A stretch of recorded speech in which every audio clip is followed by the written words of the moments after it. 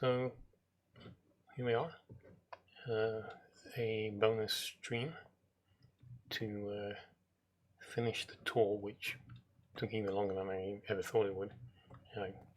Kind of made me talk a little bit too much in some places, but still, when you're just talking about flying around at the normal creative mode speed and not actually using an elytra or anything, it takes a while. Even with a couple of large teleports. So today we will be exploring the Northern Empire. It's the last section left. I'll hopefully be able to go into the end. So we are actually going to teleport to the very northern reach of the Empire, to a point that's actually just outside the borders. And from there we'll just work our way back south and end up back in here, Goron again.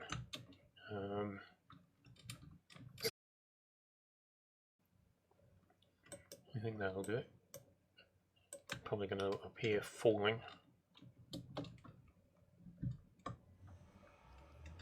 Yep. Right, so this is the Dun of Kashane. It is a structure belonging to the cult of the Nether. I think I may have mentioned them. I may have explained in a previous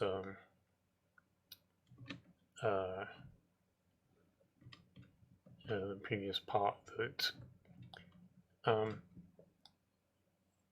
the Nether is not really built. There's one building there related to the cult that we will see. Actually, maybe related to the Grey Knights as well. So the Grey Knights do have a presence in the Nether. They used to have one in the old Nether. I put that aside and reloaded the Nether, taking advantage of the new spawn biomes that were added. And not much has been done in there since.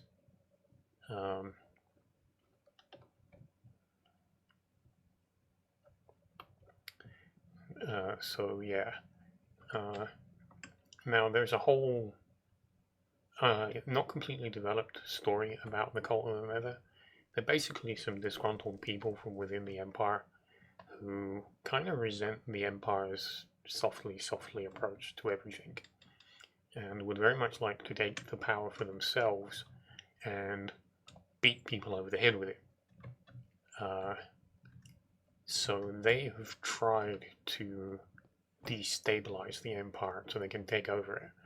This has not gone super well for them. When I say not gone super well, I mean that eventually the Grey Knights reached a point where they realized they were going to have to wipe them out. So they went into the Nether and they completely decimated the Cult of the Nether's power in the region. And the cult was being backed by the Lord of Fire, I think, but definitely by what are called the Netherlords. So the Netherlords are something that don't exist in Minecraft. They are probably the original masters of the Nether, and probably responsible for the state that it's in. And they basically just take over. They're just kind of helping the cult, possibly to try and get themselves in to the to get themselves into the overworld. They've tried breaching several times. In the first tour video, there is a damaged portal that the Grey Knights have destroyed. There are others. There is one going to be built fairly soon. It'll be much bigger than the previous one.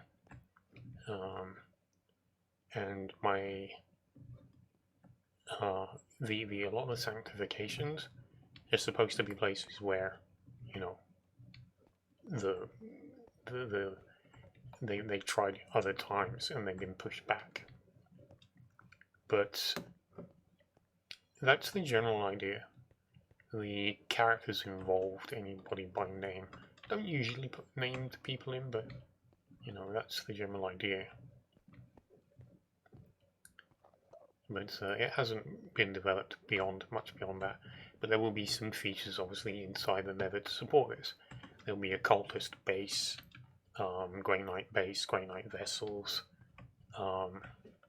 just the sort of thing you would expect to find. The original concept was the Grey Knights were using the Nether quite freely as a sort of highway, basically just transporting goods from one place to the other. But this may have actually been part of the troubles that they eventually started to have. A lot of this may be rewritten by this point because it doesn't quite mesh with where the latest story particularly stands. Oh, I forgot where this was. So when I dig something like this, because this was just like solid stone, there was no tunnel or anything, and when I do it, I'm usually looking for that moment where I just break through into, you know, something, or a ravine. Like, that's cool, because, you know, I can build onto the ravine and incorporate the structure into the ravine and so on. I think this was one of those ones where this got so big because I just kept digging, like taking out more and more and more, trying to hit that moment where I just opened out onto something big and cool, and it never bloody happened.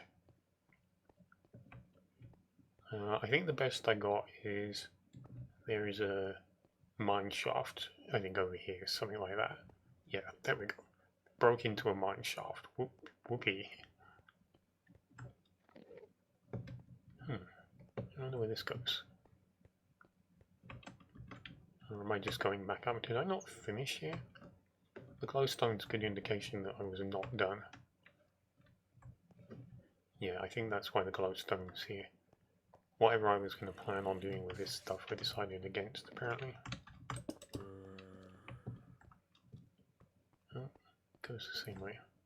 Or was that stickies I just took? Oh, okay. Oh, I see, okay. It wasn't that far away from hitting something cool, but yeah, kind of annoying. Cool.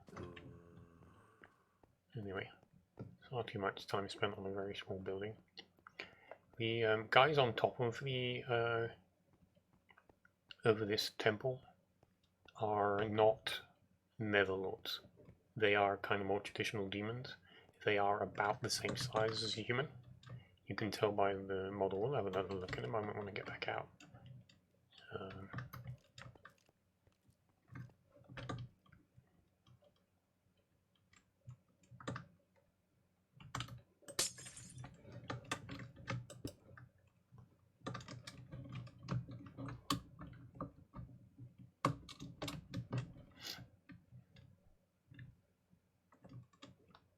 But yeah, you can. Yeah, they're probably a little bit taller than a normal Steve model. Kind of pig-like, aren't they? I wonder if I'm trying to imply that they are part of the piglins. I don't know. Maybe they enslaved the piglins and the piglins broke free once the Netherlords were defeated.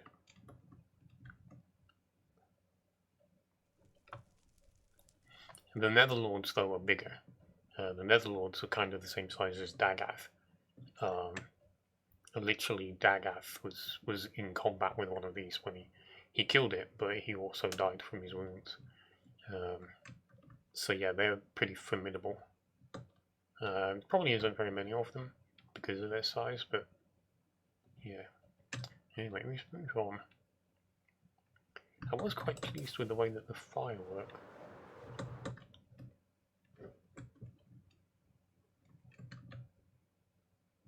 Because there's so many limits on how you can place the fire, you know, it's like can only go on the top, and it has to be on something that's going to burn permanently.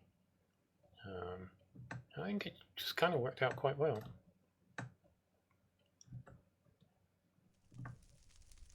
Yeah. So this is the most northern point of the actual empire. One little custom village. There's no... I'm not sure I even included a well. Even if I build a fake village, I usually put a well in, but there isn't one, it seems. Which is actually an indication that this is a granite settlement rather than an actual villager settlement. And this is it. Go beyond this point and you are in the middle of nowhere. Although I am kind of scratching my head like, wait, where did we come in? Oh, that way, okay. Let's check out who's in the tomb.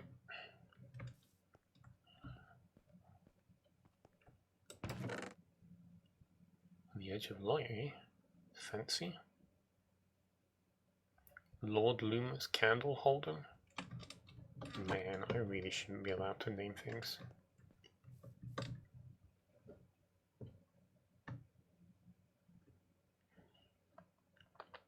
So, I think that the savannah, given its size, has probably got everything that's going to be in it. We could imagine there's some farmland this side, maybe. The plains here obviously significantly bigger. We're actually in an older stage of, you know, the chunk updates to the game. This is either 1.7 or later.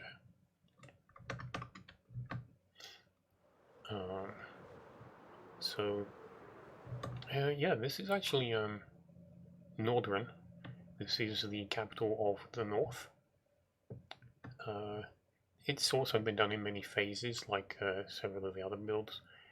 You've got things like the big cathedral tower, the redoubt on the hill. This is actually a museum. This was a naturally occurring village, which has been partly added to. Some of it's actually the roads are probably the natural roads that spawned with the village. And then just some of the extra buildings I like to use added to it. Yeah, this may have been part of the original build as well. And then anything else that's surrounding it. These, this stuff.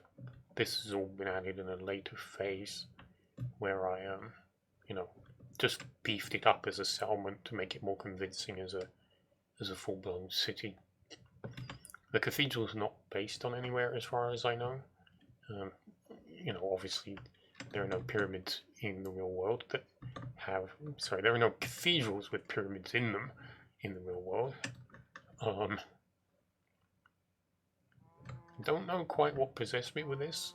I wanted to get a little bit away from just simply mimicking a real world structure.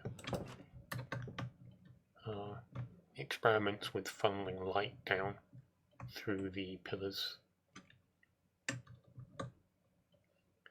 So this is a product of me never being willing to remove terrain.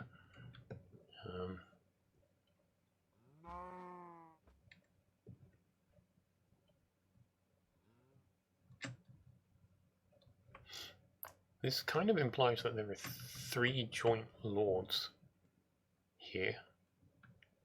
Although this is kind of weird because it wouldn't really be a throne room. This is a communal building. You come here to do all sorts of things. There would probably be schools tucked into the sides, stalls of like a marketplace along here. I think I originally envisioned them being contained settlements. So up here there would be walkways along here and there would actually be homes in these sections. You know, I borrowed a real world cathedral, but it was absolutely not related to the function of a real world cathedral.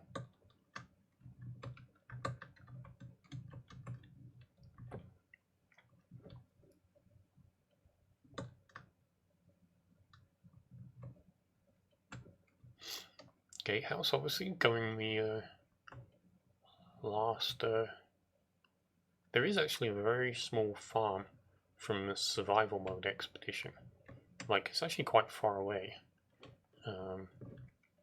I would like to put some bits and pieces out here, but I would probably like to contain this as the extent of the empire. This is nice. Look at this. Tiny. Tiny little farms, tiny little homes. Built on the side of a ravine for some reason.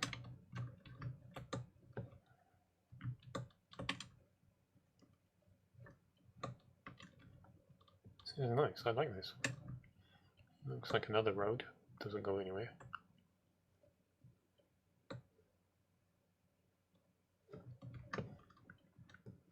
So this guy was meant to be a magnus opus of tower building. You know, I took some of the principles of how I build these tall towers. I haven't actually discussed this, but it's based on the Fibonacci sequence. Let's see if I can find a tower that's more obvious. Yeah, this might do it. So you've got one here, layer 1, and you've got 2 layers of another slightly smaller diameter, 3 layers of another diameter, and then there are 5 here that are slightly disguised by the outcropping buildings. So this was meant to follow the same principle, except double thickness. So there's 2 layers of one, and then there would be, God, what is that? Was that the one? Yeah, I really had to stretch it to make it work. I'm trying to tell from what I'm looking at. Was it, did I go 1, 1, 2? Because this looks like it should be 5.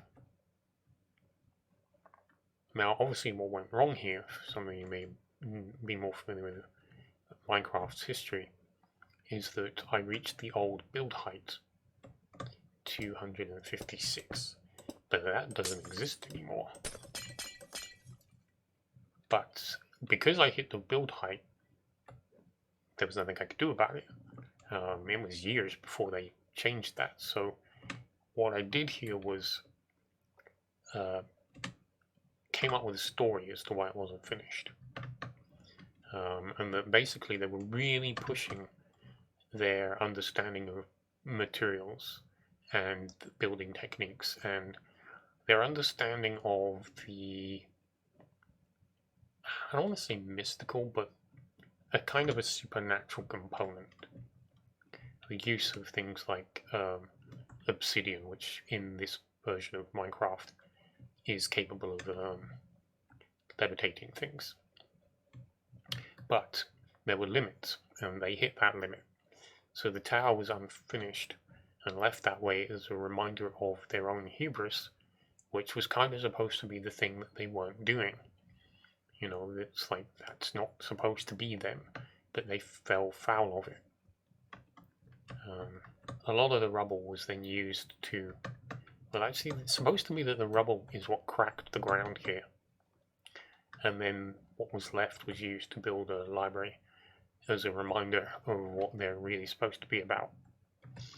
Showing off is not it. So let's go in here, because I think this may have actual decoration on the bookshelves. Nope, doesn't even have bookshelves. Weird. So much for being a library.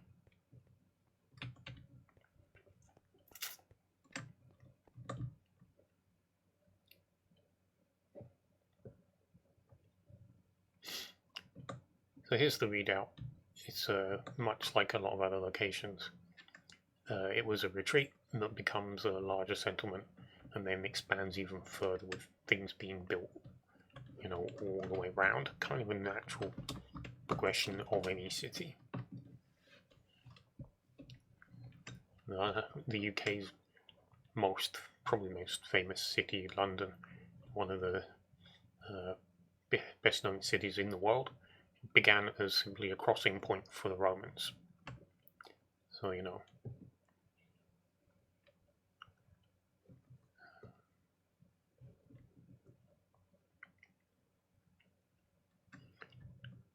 became obsessed with apartment blocks.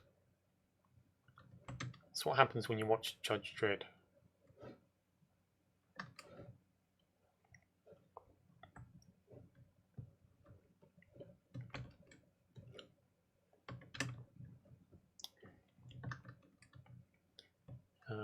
It wasn't the first time I did an actual steampunk style Zeppelin, but I had not done one in the Empire until this point, and it's actually still the only one. But what happened was a guy came in, he wanted, some people have asked me in the past, you know, come on and do this or do that, and it's like I don't want to really take time away from the Empire. It's a big project, I've got a long way to go still. I don't want to spend too much time not doing it, because I basically stream when I'm playing, and I play when I stream. So I don't do much outside, or I don't do anything outside of that. And I said, what I could do is I could build something in my world that I could put in a structure block for him. Just send him the files and he can unload it in his own world. Which was, you know, fine, except for the fact I never saw him again. So there you go.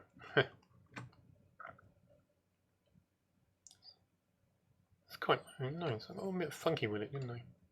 I'm really not keen on using fences for this. I don't like to use fences for rigging on normal ships. But still.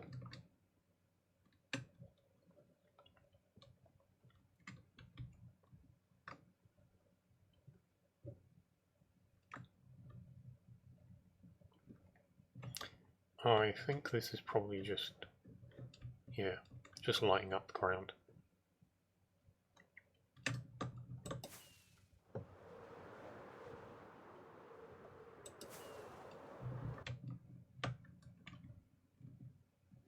Hey, look, I decorated a dock partly. Go me. I must have been feeling really energetic when I did that.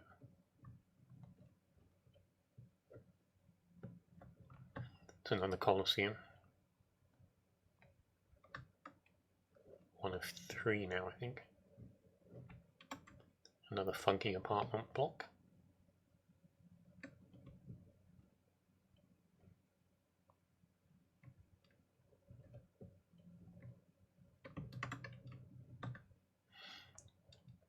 One of a handful of lighthouses.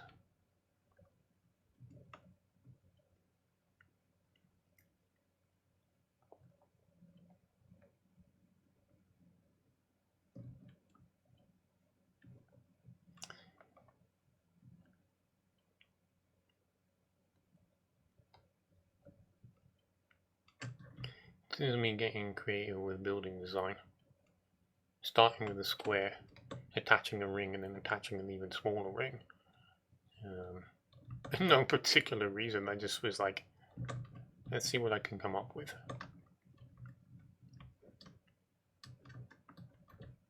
It is essentially a mall, I think, rather than an apartment complex. Maybe a mixture. Actually, I think this is the mall, and this would be the apartment complex. Oh, and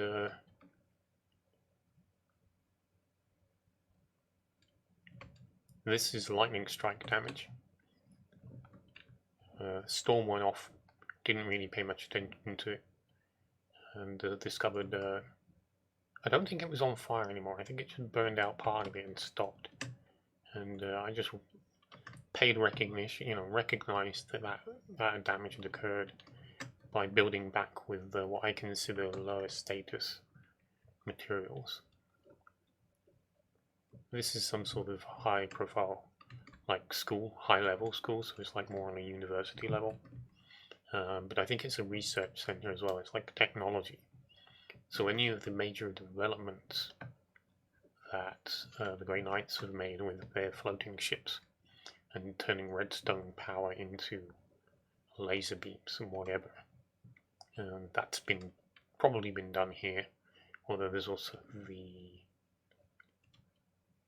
Academia Alchemea, which is also in the north, but further south.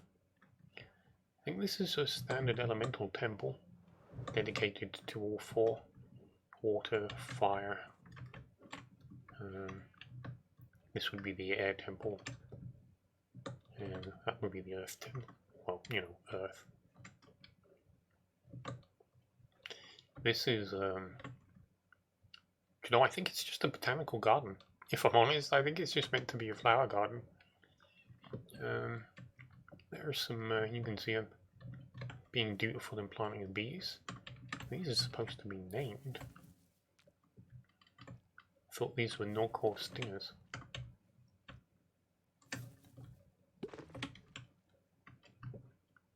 But yeah, it's really just meant to be an interesting thing to roam around. You know, it's got all of its flowers and everything, all of its flower boxes on the walls, and twisting and turning, and I don't know what this is doing all the way down here. What's in here? Don't know. I'm not really sure what this was supposed to be. I may have had an idea at the time. I usually have some clue on what the building is supposed to be for.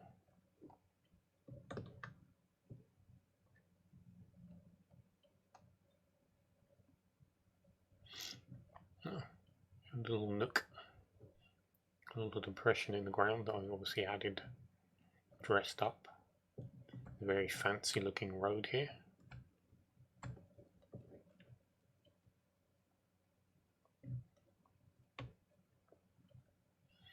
Probably somebody's manor.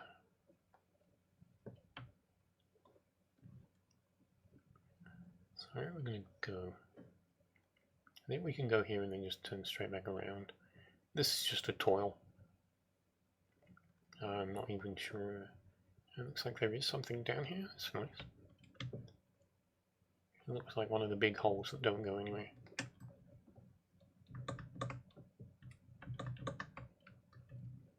Yeah.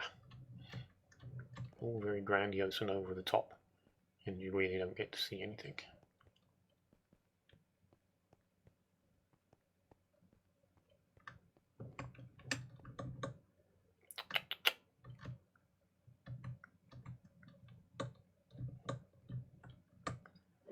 Looks pretty cool though.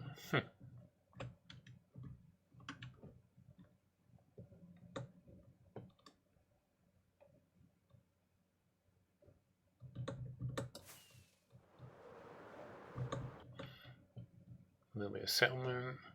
I'm assuming, I can't tell. Was this meant to be farmland? Because I know that what will happen is the animals will have a tendency to come over the wall and drop down, at which point they're stuck. So you can keep doing this, and eventually they will end up in the bottom. It's obviously somebody's ranch, but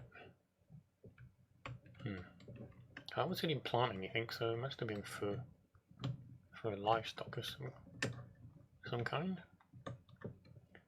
Just generic settlements and bits of farmland. I think that must be a toil.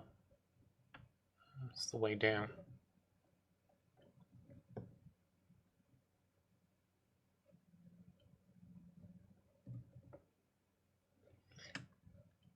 I'm sure this is based on something, but I don't know what.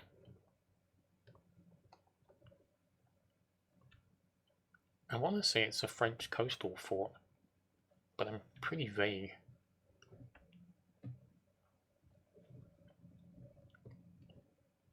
So here we come to probably more of what I would call a set piece.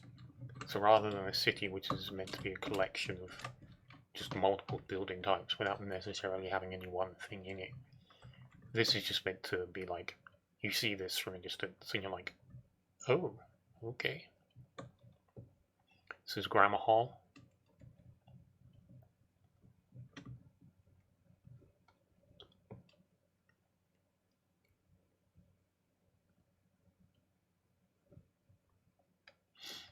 Quite like the colour combinations I came up with for this one.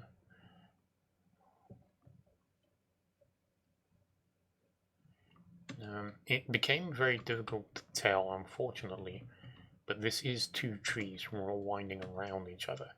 The pair are known as the lovers.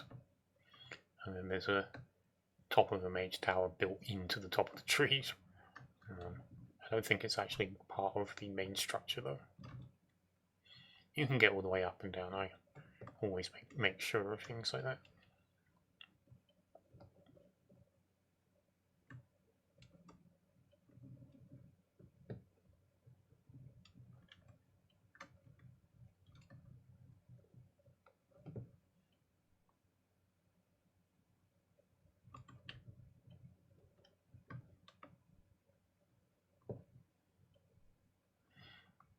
You can see the chunk updates here.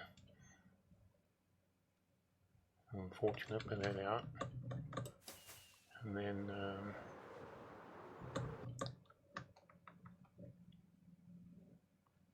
another mining facility. Some small settlements.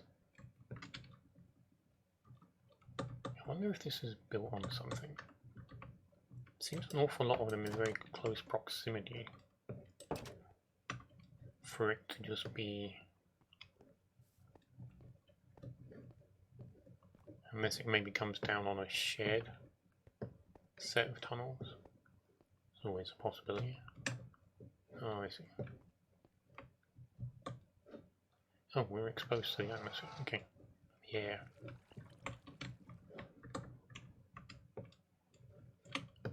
Oh, I get it. So, are we going anywhere, or is this going to take us back to the village? I think this is the end. Again, I'm not entirely sure there will be anything out here. I kind of don't see the point. Not a lot of land left. Yeah, we're definitely not that far away from Donkershane.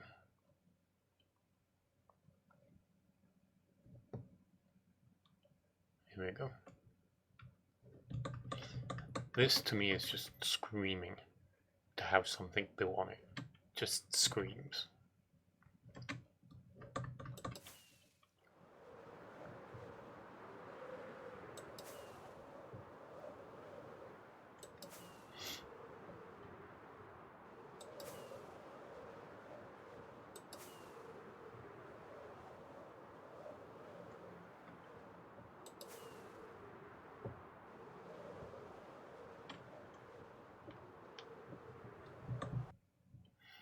So this is the beginning of the north-south line. Let's see if they're marked. I think it's the left-hand one is the scenic route. It might be the right-hand one from the direction we're coming. Yeah, the express lane. The view lane and the express lane. So yeah, the left-hand one would be the one that would take us straight to Port Norway. I don't know why I call it Port Norway, because it's Norwayman. I mean, it's the same thing, but still.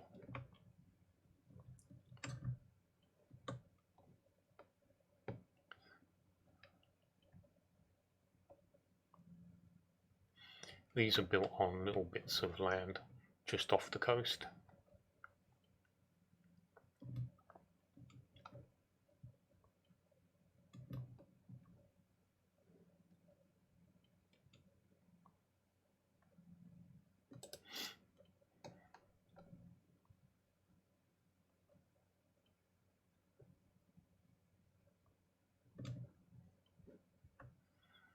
A little hole in the wall to stop it. Is this meant to be a library or an inn? I think this was probably meant to be... Oh, there we go. Yeah, this is like a ritualistic site.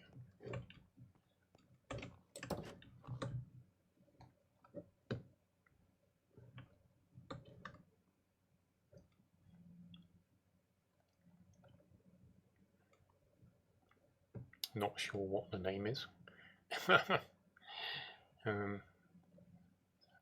See if we've got some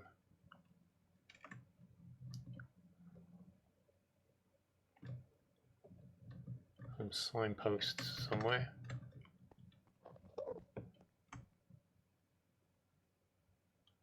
Want to go for a ride?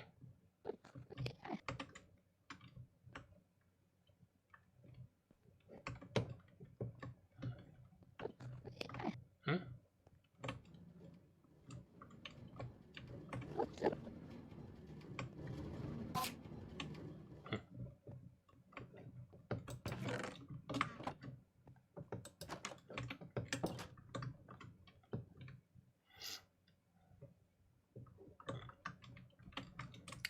I should look. Let me open the map again. There we go.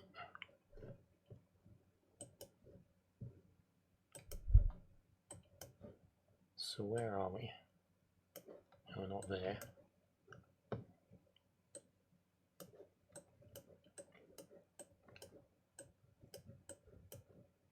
Oh, here we are. We're at Torncott.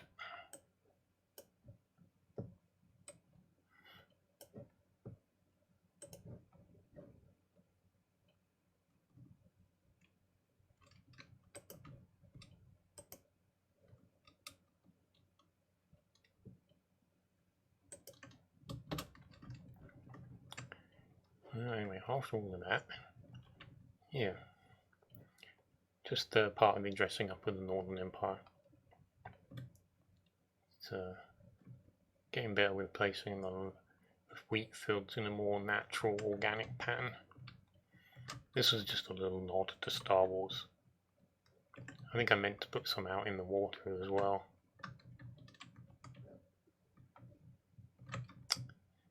But he didn't come out too bad. As far as I know, he is to scale. I mean, you know, this would be 2 meters. A little Luke running underneath one would be about there. It's about right, I think. Obviously, there were others visible in the second part of the tour.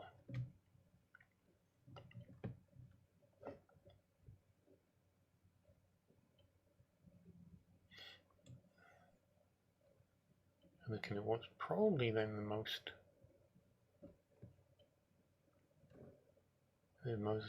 the extent out here, not a lot back here in this corner. I knew there was something over here.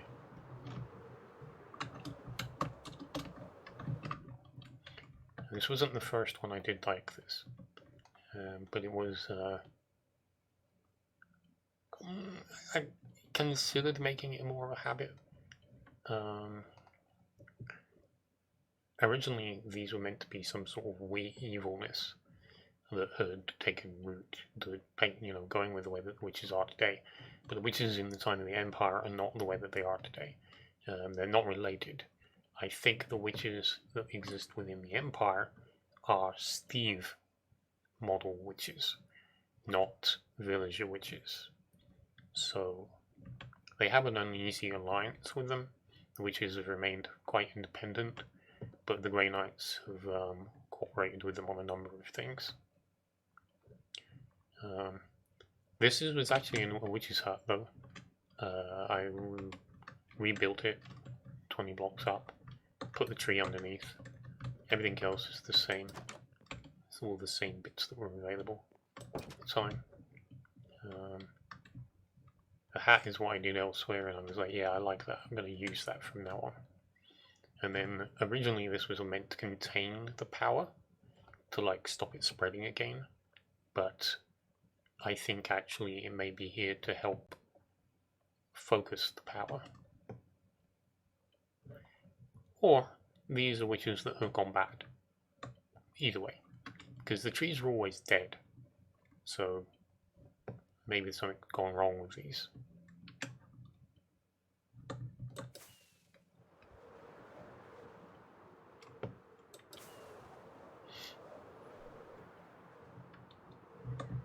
And then there's some sort of folly, like a garden area. You can move around it. It's actually possible to work your way through it. Because this is actually a flower garden. I didn't build this. Put in place all these flowers. And yeah, you get yourself all the way through into here. I'm not really sure what the point was.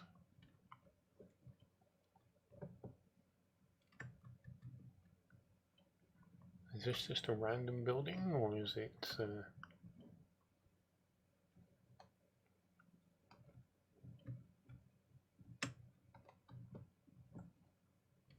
I don't know. I think this may just be somebody's house, rather than a mining facility.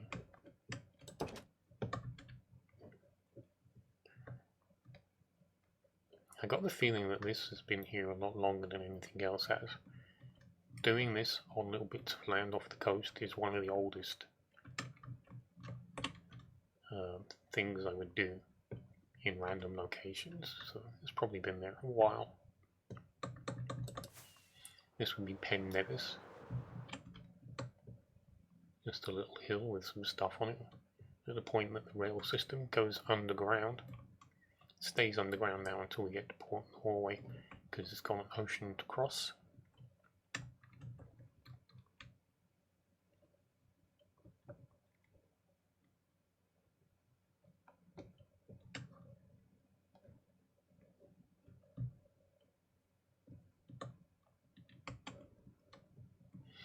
It's me playing around with redstone to create a proper lighthouse twirl.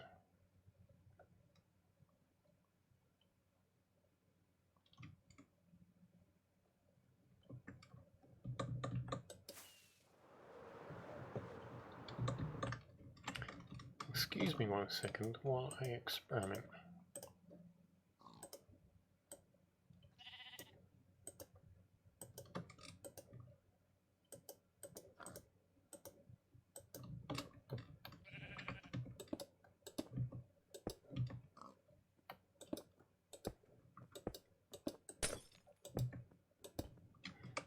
Oh no, is that white or light grey?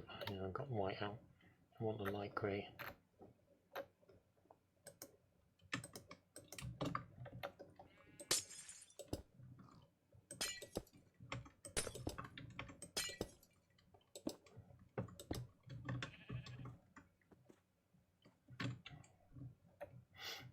Just a little bit dirty looking, I think is the idea. And then see if we can push that a little bit further with some mossy stone.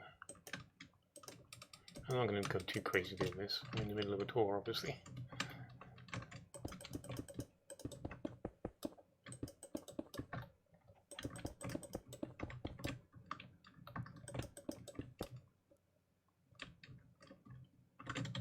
Yeah, that could help.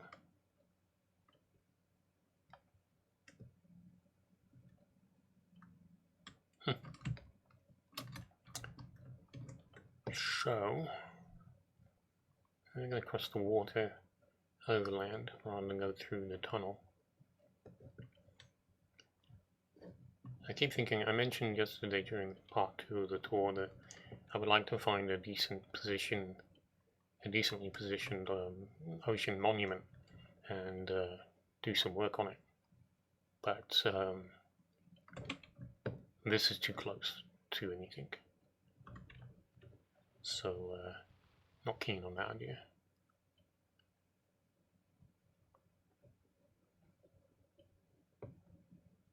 Ah, there we go. Equitus. The ridge is over here.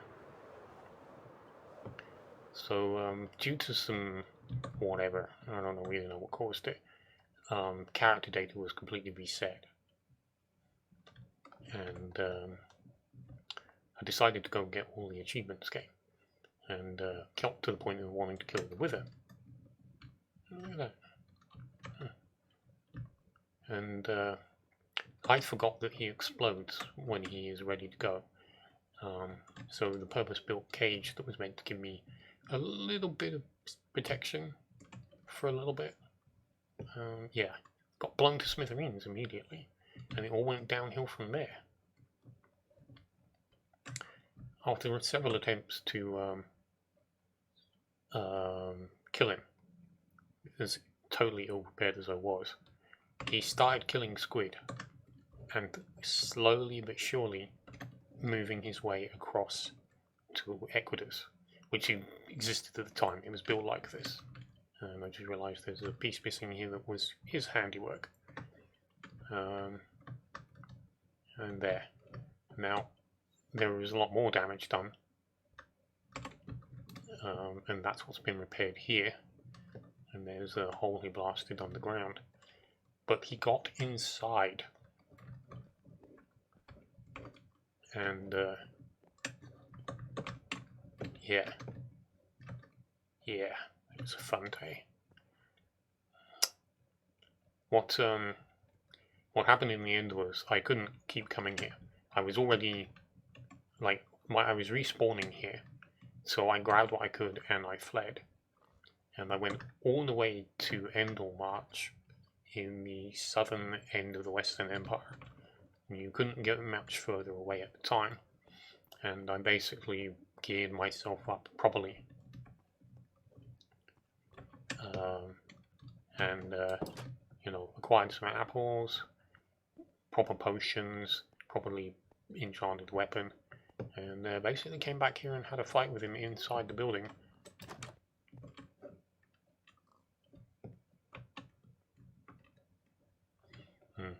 Yeah, so this is the capital, and you can see, although the Empire is limited to this section, I've explored all the way up here in survival.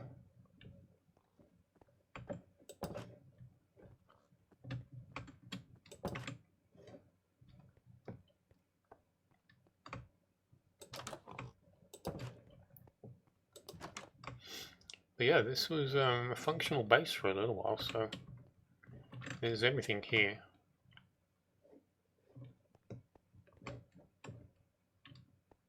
What is that? Oh, I see. I wanted the space to be able to get back here, so I left me with an extra bookcase.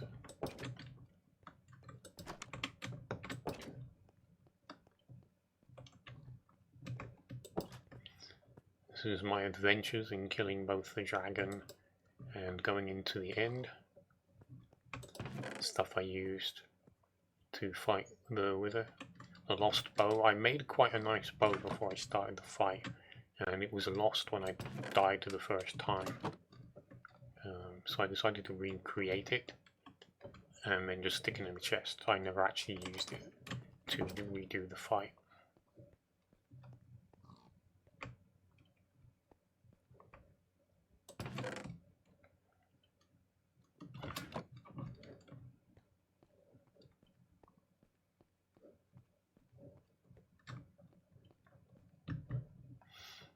And it's actually, yeah, keeping cattle and stuff over here. I think there was originally going to be a bridge here, but I decided against it and never really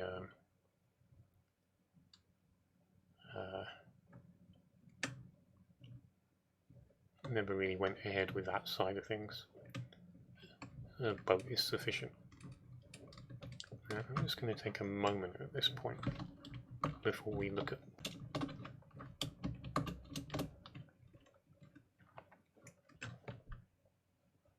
okay then, you can see the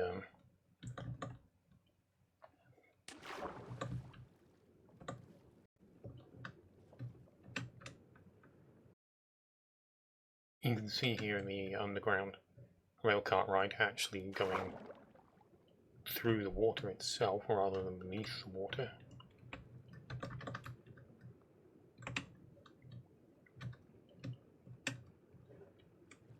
Part of the reason for this is that the later chunk updates, which introduced the deep sea, means that the ground level between 1.3 to 1.7. It disappeared, and I'm like, oh, sod it. I'm not going to take it down, I'm just going to build through the water. Nothing spectacular. I mean, obviously these days it would be possible to use stairs and slabs and so on, but, you know.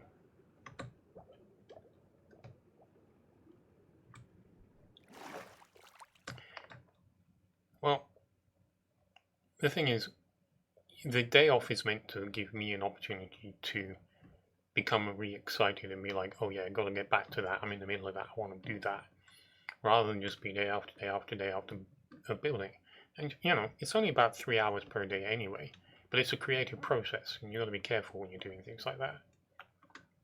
But there's also the fact that, you know, I've spent the last 2 days just roaming around the Empire, so I haven't actually been building. But I really want to go back to building tomorrow, so I'm going to need to try and get this done. So I think we're going to veer this way. We'll look at Port Norwayman itself in a moment. Because, yeah, I think I'm going to need a night vision potion.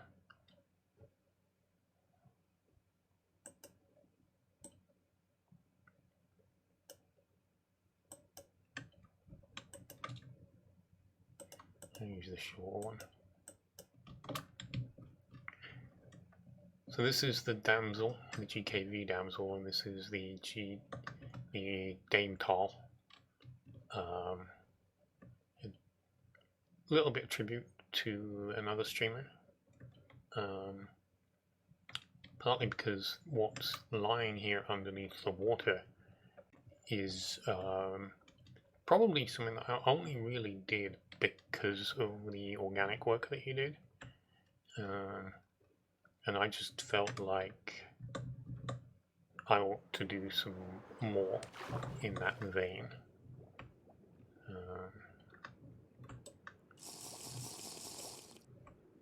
So again, you can see where the chunk updates have occurred. I've been decorating the length of this shelf. Eventually it meets here and it goes on the opposite side, so I don't really know what I'm going to do about it when I finally get around to this point. But the main goal here was to actually build a coral reef, because it just lends itself so well to doing something like that. So this is just me carrying it along so it doesn't just end abruptly. But at the fringes we've got the octopus burr. Originally he was meant to be down in this little hole, because, you know, an octopus would easily fit in a space like this, but trying to build an octopus that fits in a space like that looks pretty nasty. So I got the mini octopus, and then built the mother up on here, just sitting over the edge. I was really pleased with the larger one. I like the colour usage. I like the fact that she's got this darker splotch on the back.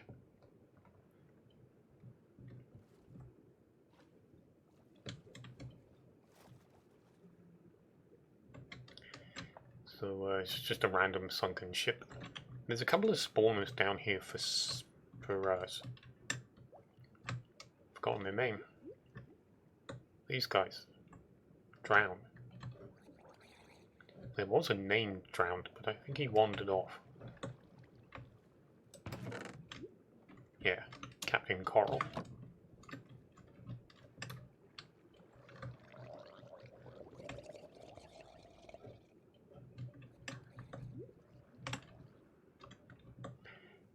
But then eventually the reef starts.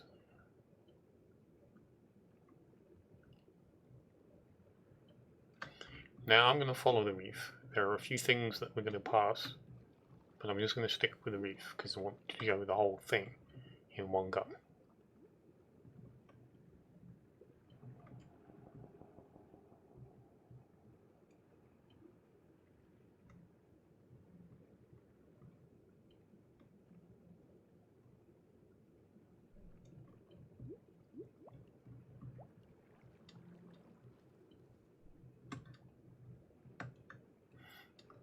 And that was it.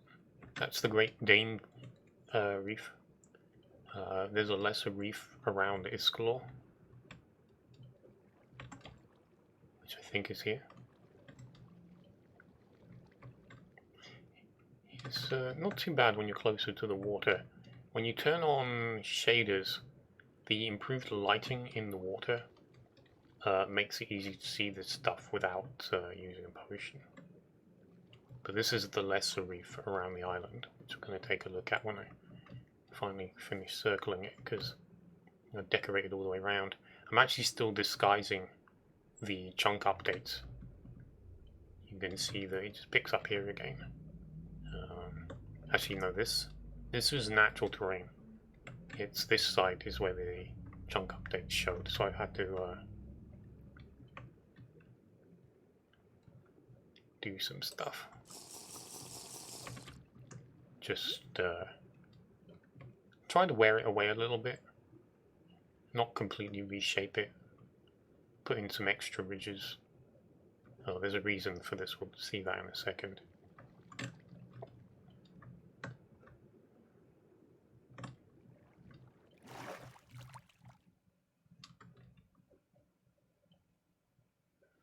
And take a quick look at Iskalor from above.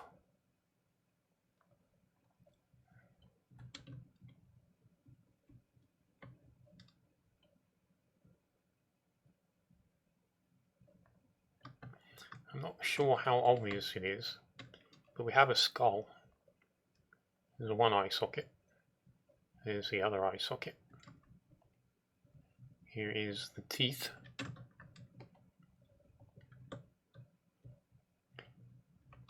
Oh wait, is this more obvious? I think this is actually more obvious when you turn the potion off.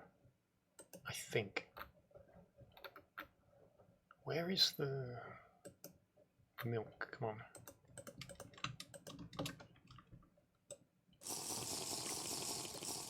Oh yeah. Yeah. I forgot that I actually purposely put some lighting where the eyes would be, so that it would be more obvious.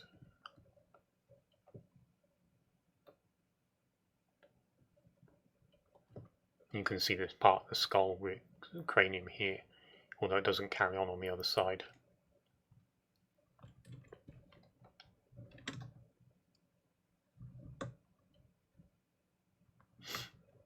So we got our giant turtle. I don't think he has a name. I'm not sure I ever named him. Fairly pleased. He's largely based on the in-game turtle model. I think we've explained before, I don't want to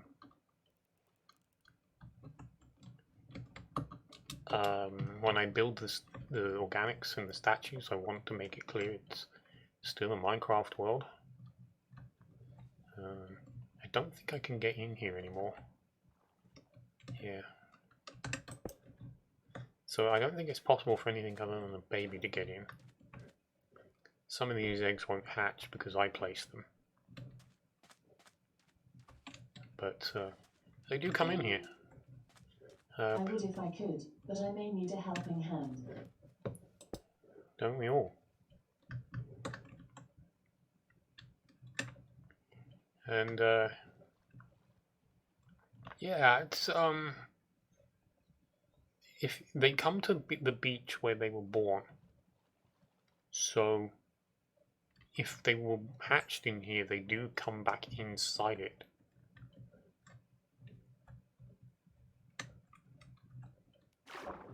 And there are, I'm sure there are a couple of named turtles swimming around.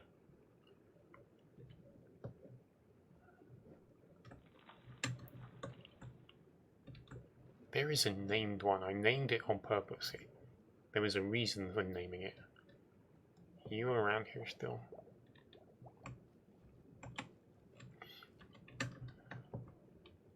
Oh, maybe not.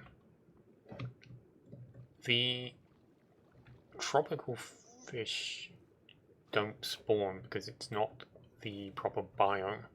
There are spawners inside some of the coral that's meant to spawn them out when people are nearby, but at some point in the future I will be changing the biome to match the actual correct water biome, at which point the tropical fish will begin spawning by themselves.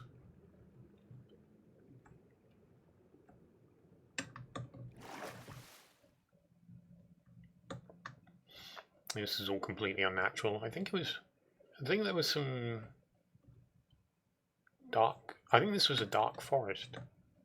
I think that's what this was. And I replanted these large hybrid jungle swamp trees to replace most of the dark forest, putting all of the mushrooms obviously, and then grew some regular mangrove.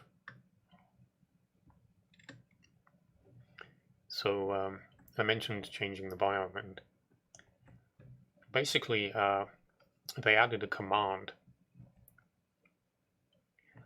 I'm guessing there are mods that allow you to do it, but they added a command that allows you to actually change the biome map. So I can alter this whole region to be actual lukewarm water or tropical water. I can't remember the actual name of it. And it will affect everything. It will change the mobs that can spawn in it, change the weather, change the grass color.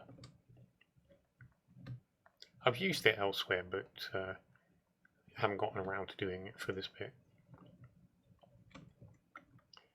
So, now that I did all of that sweeping by, I'm going to take a look at some of the stuff that I had my back to while I did it.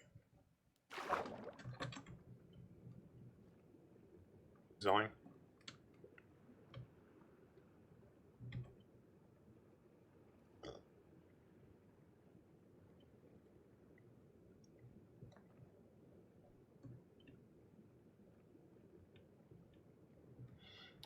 So there's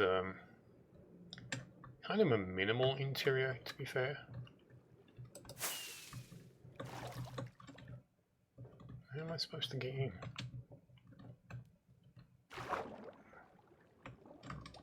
The buttons waterlog? Let's find out.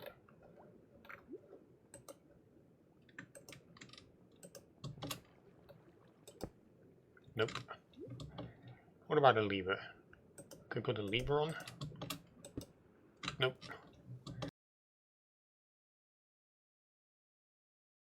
Oh, I know how you get in.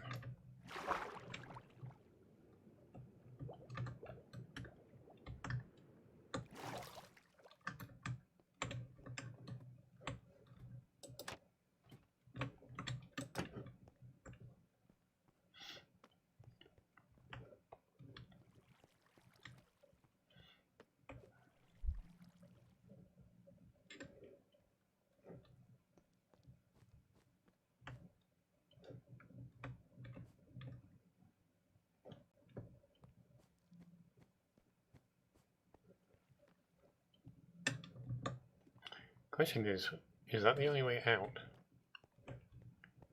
If I find my way into the conning tower, can I actually leave?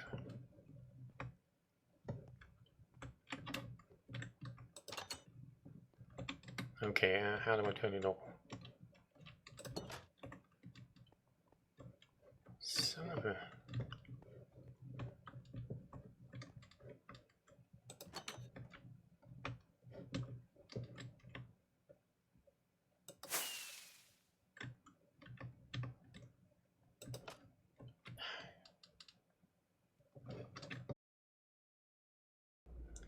Alright, we've got a couple of other things hiding under the water. I'll go take a look at them.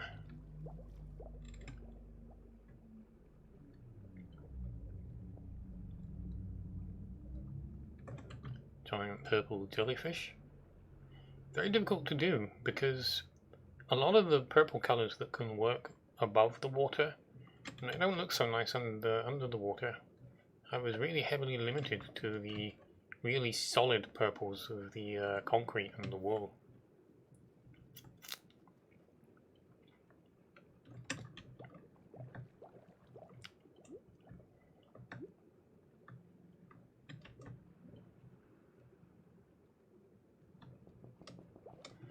And we have my giant Nautilus shell. I think it might be funny to put a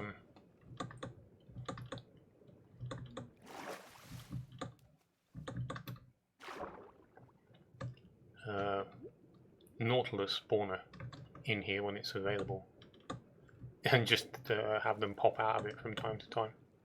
Yeah, it'd be funny. So there is a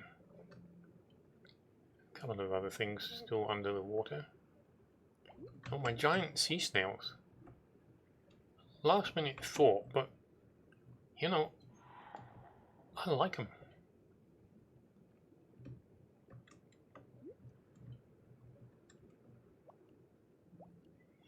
Slightly less enthusiastic about my giant whale shark.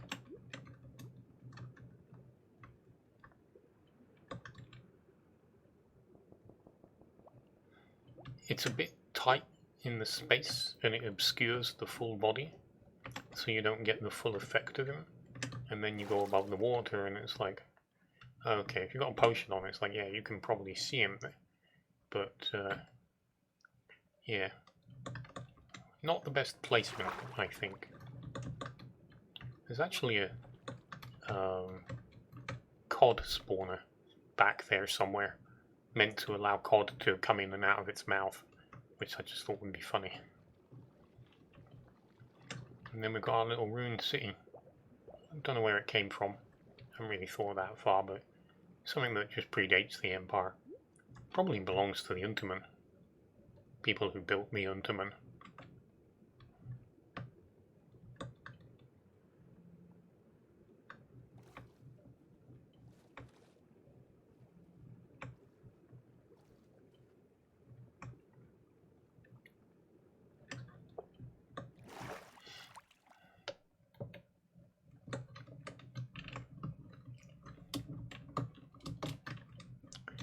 So over here, we have our little battle between two statues.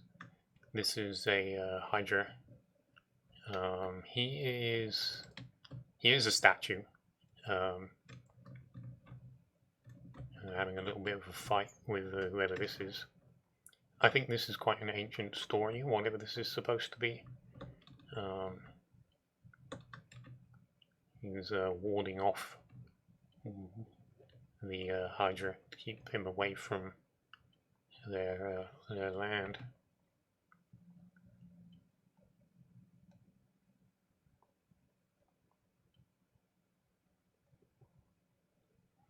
Oh, that cloak looks nice.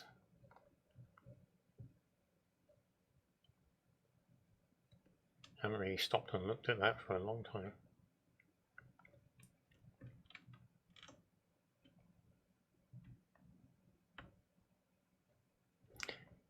So after all that preamble, we come to the actual port.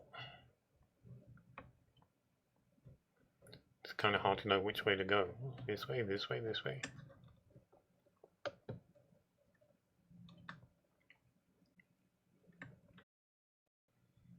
Port Norwayman was built quite a while ago, part of the original building, part of phase 1, I suppose. However, sometime later I came back and I changed. All of this colour was stone, just like the rest of the building. The whole lot. Stone from here all the way to the other end. I came back here and just redressed the outer parts of the building. To different degrees. You know, this is getting almost a full makeover. This one is just light touches to give it a little bit of extra pattern and form. And then the church virtually being completely redone.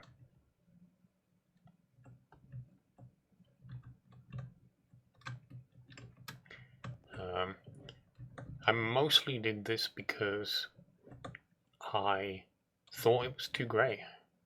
Too little to it, just a great big blob of grey. And I'd gotten really light on decorative work. The towers would still get attention, but there would be bits and pieces like There ought to be something here. I really don't know why there isn't. And I felt like it was just too bland.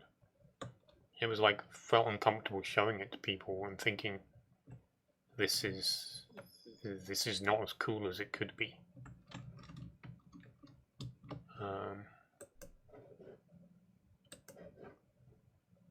So yeah, and at about the same time that I did all of the recoloring is when I built all of the ships, because there were none. Just all of the piers and nothing here, which is very, very silly for a port. You've got a completely custom build for cargo transport, cargo ship, old-fashioned. You have a version of the SS Great Eastern, I think. It's shrunk because if it had been full size, it would go from there to that tower, and that's too big for the space. So it's a modified version of a real ship. Now over here we have, well, technically what we've got here is a fairly faithful production of the HMS Victory, pretty famous ship from British naval history. It's not too bad, but afterwards I decided I would simply rebuild it on a larger scale and then just work on it as if it was one of my ships, and decorate it the way that I would want to decorate it, which is how you end up with this.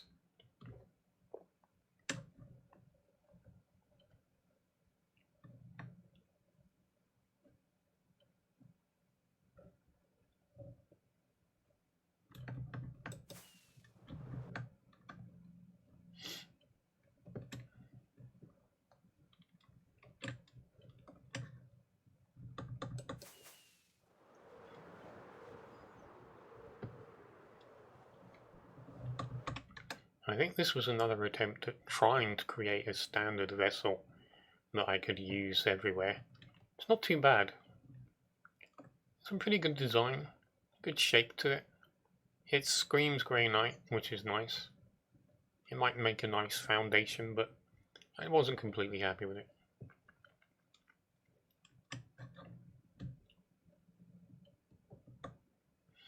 So this is a very thin piece of land under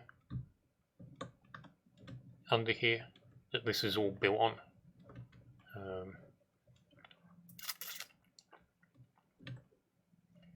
And then it cuts into the hillside to go through to the one of my mushroom mining facilities. A little hovel. And take a look here, because this does go through and then opens out into a large hall. This was naturally occurring. No, that's not natural. This is here, and I just kind of incorporated it into the build. I think this is a market. I think it's meant to be shops. And then it goes all the way through to come out the other side. And there's a few more buildings. And these all got dressed up as well, so this was all done at the same time.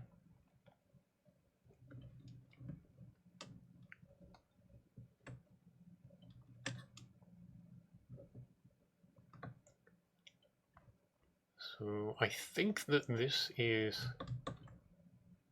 There is not actually anything off of this, it's just a tunnel through, giving you access into the actual port. There's a transportation area out here for griffins.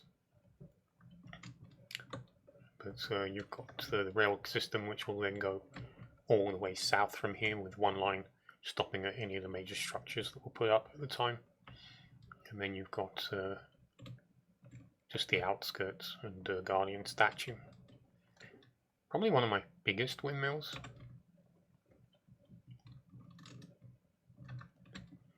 Certainly one of my most fancy sails. Like, I have no idea whether those are even practical as a sail design.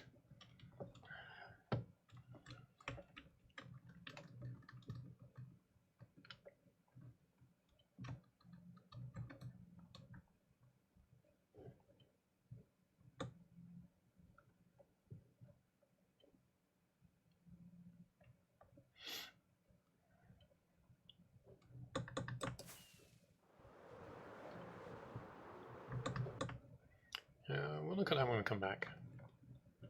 This was built to mark a point where I made landfall after sailing in a boat westward from a survival base way outside.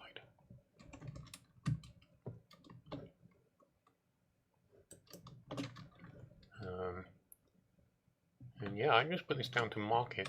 I don't think I knew it was as close to wherever else I was. But yeah, so this is a village, like a natural village that's been dressed up. I've mentioned this many times. There are about 7 or 8 of them throughout the whole thing. You can see that the mine, not the mine, the well has been covered up. Lots of extra buildings added, forts and stuff. Hey look, boats.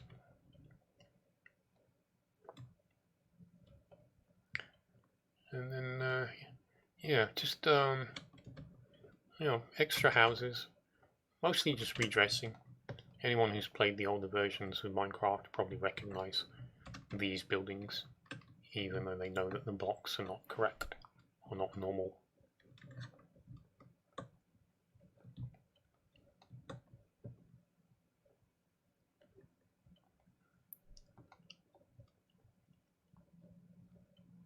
And then this is a mining facility, because why not?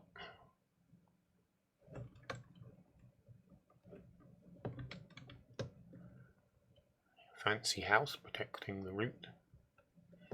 Farmland, fishing village.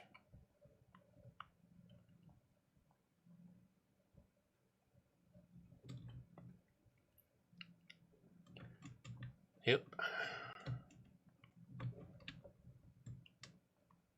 Oh, I'm going to try and put my back to that. We'll be seeing that in another piece shortly.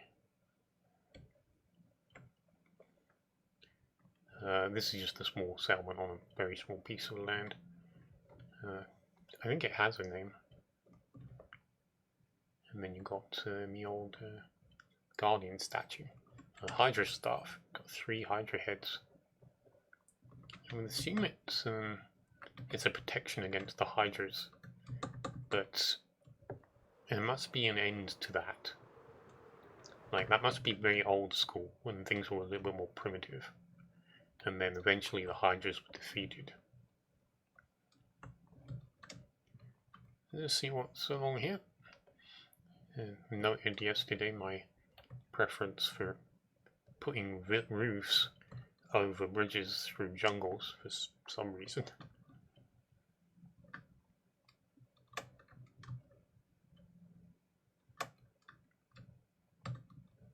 Crikey, it's a bit convoluted.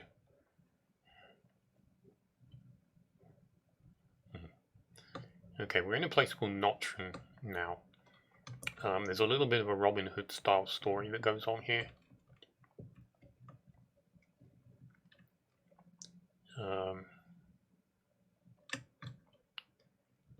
Really,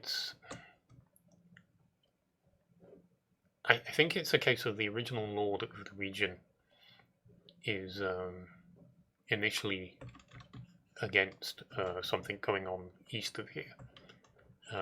But he maybe struggles with it and it doesn't go so well. So he is ousted by somebody else trying to take power. But then he sent east, thinking it will just get him killed. But at this point, he discovers that he's been on the wrong side the whole time.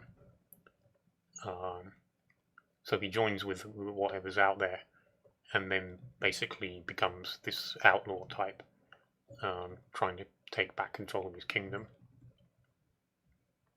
Hence the Robin Hood nod.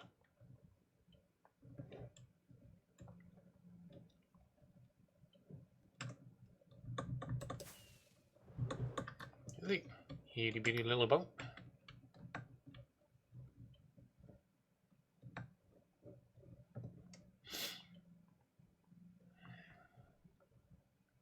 So this is his base after he gets ousted. I'm not sure if this was the first world tree. Ooh, best stay away from him. Oh no, he's been spawned.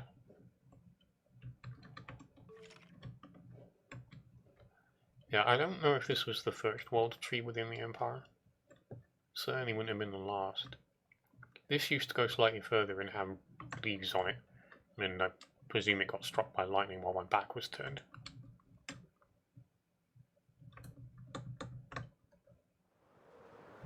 It's funny, I actually just realised I never mentioned the fact that the museum up in Nordran actually burnt down. The upper floors, which were entirely wood, burned down while I was AFK, and there's very little of it left.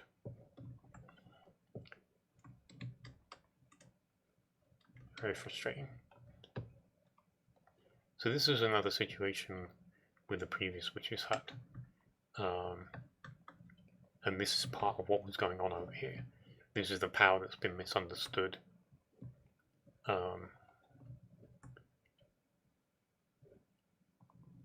But this also marks the end of this particular piece of land. There's a small ice biome, snow biome over here, but it ends then, so we're at the extent of the continent. Doesn't seem like there's any reason to be building anything in here.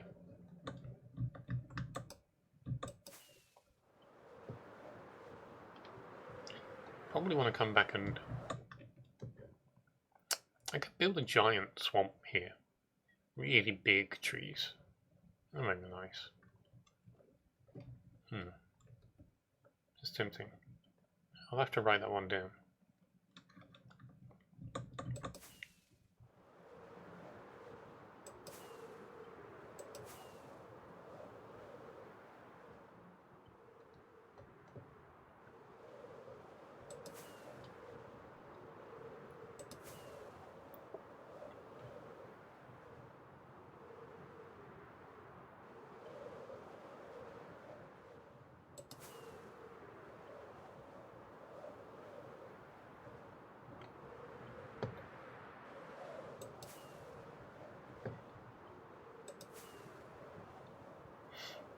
Alright then.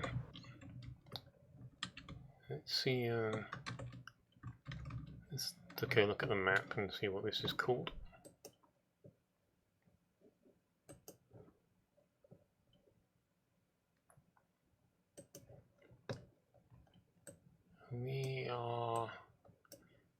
We're here. Banyana's Rest is what we were just looking at. Sakasa Jon was the fort before the jungle, and this is, there we go, Camoran. That's what we're looking at now, I think. Yeah, we're looking at Camoran.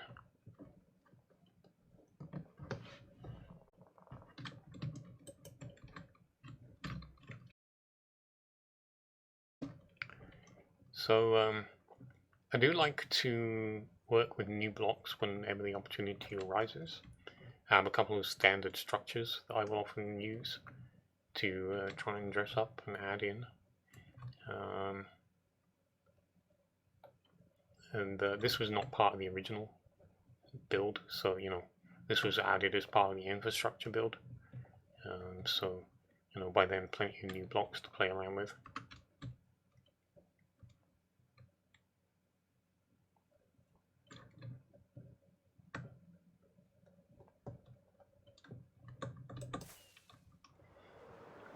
Right, here we go. Onward.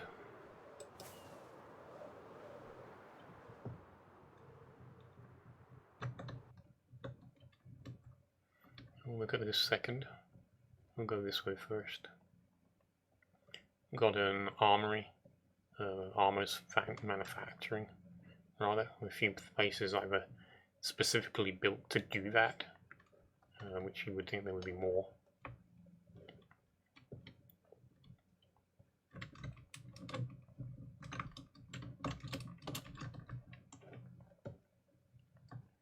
And then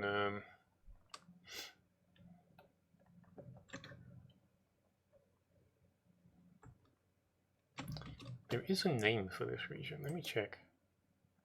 Elling. There we go. So this is Elling.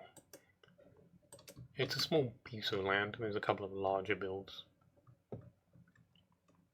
We've got one of the monasteries, which I just went absolutely wild with. Just like, I'm going to use as little as the original stone as possible.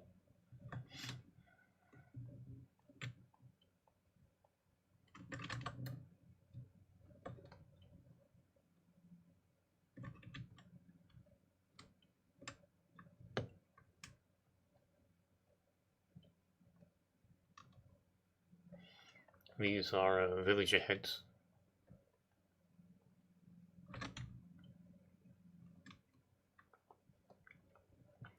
The design that they used to live in this region. It used to be theirs, but they've left it for a long time now. In Wacky Wacky. I gave them really silly names. Whack you now. Whack you soon. Very violent people.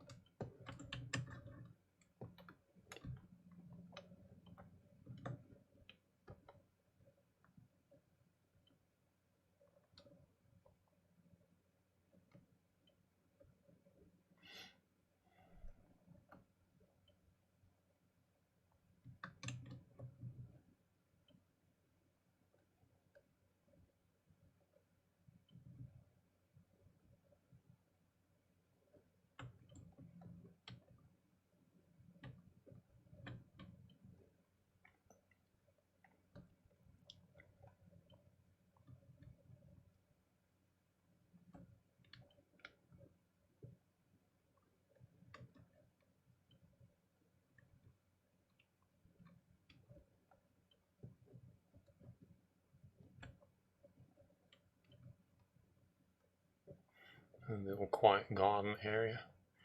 I think I discovered that there's actually no way in here without dropping down. Maybe this was the only one. Yeah. It was weird. It's like you could obviously get in quite easily, but it wasn't easy. It was like there was... This is like natural. It's almost completely blocked in.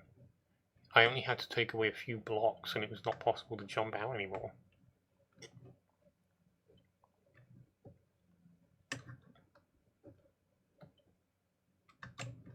This is, I think this is called Koval. Saw it on the map a moment ago, that's why I know. Wolves went wild here. A couple of places have appeared on the map at some point that just spawn a massive excess of one particular mob. No idea why.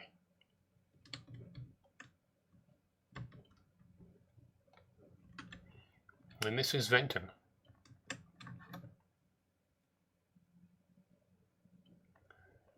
Venton is so called because the basic core design, which is no longer very easy to see, is actually 4 overlapping circles.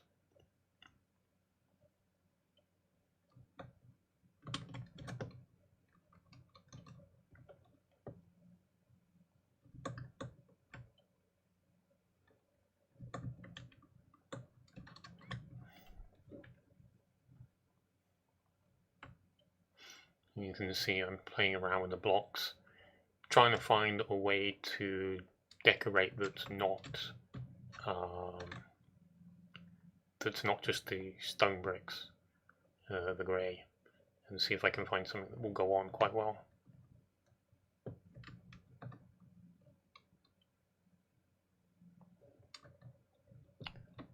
But yeah, so another random mining facility over here. This is actually a multi-purpose building. This is like somebody's enclosed space. They live here, their businesses are here, they grow their food, they mine. It's really meant to be a self-contained community. It's quite a nice mine shaft under here, I think. Ravine, rather. See if we can find a way into it.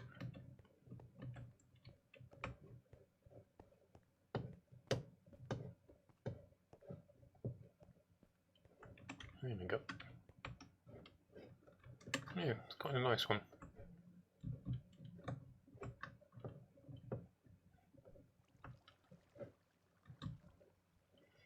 Unfortunately, it's only one layer between the water above, so it's not completely ideal.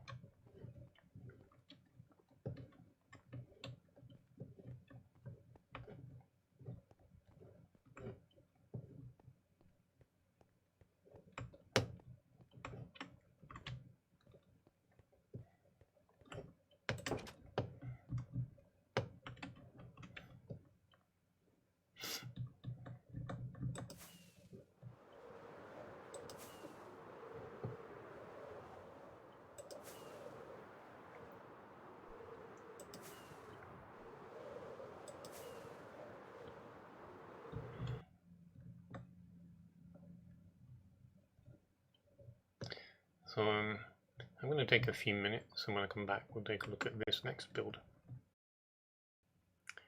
This is the Magna Clue. It's used to be a city predating the Granite Empire. I'm a little hazy on the full ins and outs, but a leader who died was buried in the city, and they turned the whole thing into a tomb and built a labyrinth to protect the way to his tomb. And the name of the guy was the Ranger Lord Ivadi. So yeah, this is a full-blown labyrinth. When I could still remember the way through, it would take about half an hour. I wouldn't want to try going through it right now, because I would like to finish my tour before the end of the stream. So rather than being unfinished, this is literally ruined. I could do with some cracked blocks, I think, to help sell that a little better. It must mess up the floor a lot.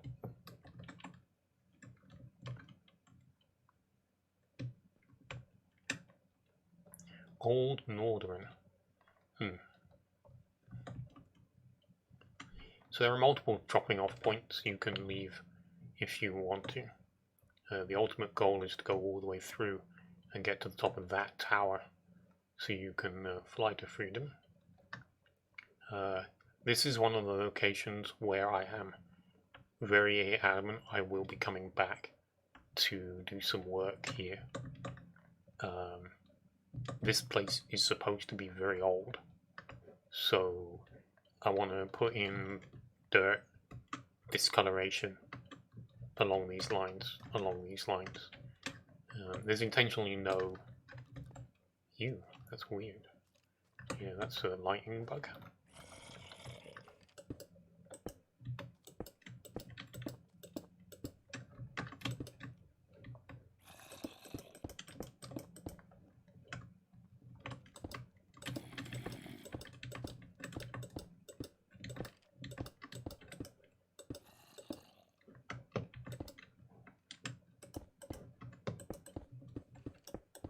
Excuse me 1 second. Yeah, I'm not sure that was all of it, but still. It's intentionally not lit. It's meant to be dangerous to go through.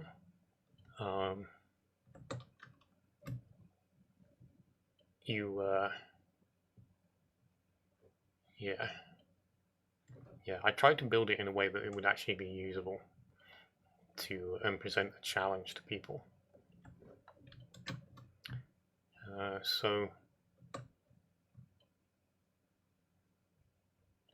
oh, and for the record, the tomb is in the city. You can solve the labyrinth without finding the tomb, so it's kind of like a double trick. But yeah, that's one of the exit points. If you can find your way up here, you can just drop out if you really want to. I mean, obviously you could just fly out if you're in under the right conditions, but still.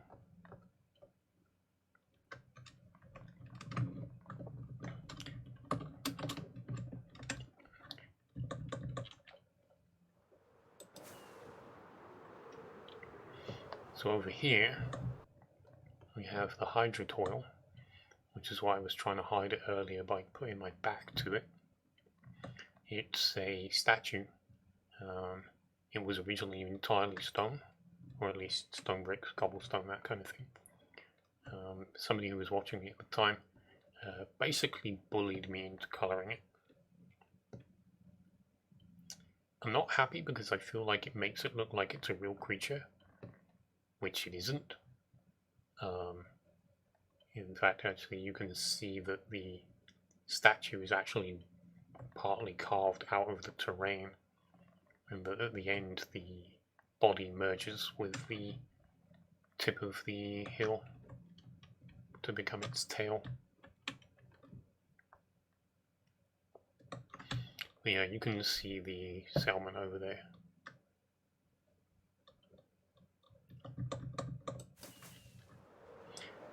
I'm quite pleased with this. I've got my normal hydra teeth I throw in, my custom mushrooms, particularly one large one, and I would like to later date go further and actually fill this entire swamp with it. Although that appears to be quite a substantial order. I think I would like to bring it this side of the bridge. I've tried to merge it by having the larger stuff here and then increasingly add in smaller mushrooms to the point I would probably end up planting a couple of normal game mushrooms to finalize the transition to a regular state of regularness. I'm not sure if this is the first time I got really adventurous with the statue's pose, but you can see his hand is down, which it would be if it was holding something and you were pointing with it. The arm is curved, and the whole posture is like slightly leaning forward, shifting his weight so he can hold the sword up straight. This is Hydratoyl, I think. I mistakenly called it Toledo, which is also the name of a mining facility north of here. So I'm not quite sure how that happened, but it's been corrected now. Standard stuff. Something interesting sat here decided to incorporate into the build. And then if we go a little bit further, we get to the edge of the Idaho line. The Idaho line is a defensive perimeter across part of the Unimar, meant to protect part of the kingdom from any potential sea threat. Quite what that was, I don't really know. I feel it's a bit too something and nothing. It's one of those things that could perhaps do with a set piece, like maybe something here trying to attack the land. Maybe a battle of the last Kraken.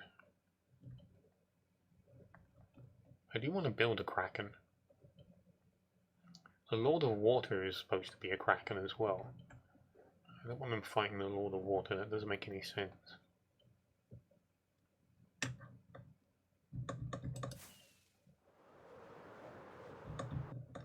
just a little outpost on the fringes. It's another attempt at standard kind of house that I can put up, but I think I'm kind of abandoned that idea. I'd much prefer just building relatively unique structures.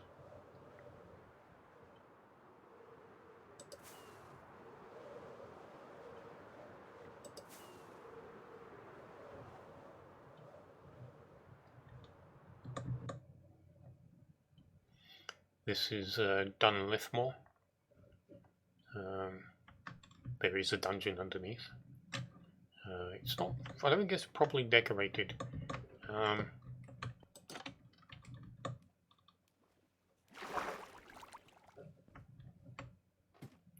think the idea is that you come in, you're now trapped because you don't have any ladders, and you have to go down into the dungeon to find the missing pieces of ladder.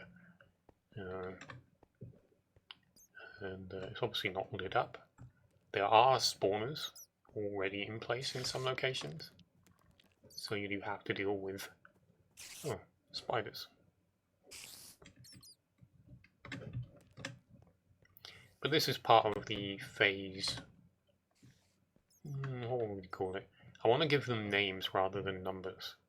I've had phase 1 and 2, but really what we're talking about is phase megastructure, phase infrastructure, and then there's going to be a phase terrain and a phase dungeon flavor. I don't know what we would call it.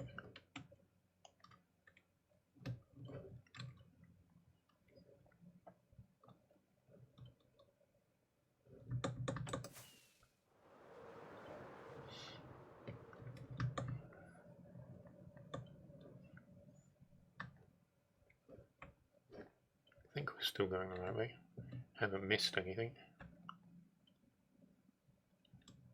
This is, I think this is Oxgard. Is it marked and named? Had the decency to put a name on it? No, I didn't. Let's look at the map.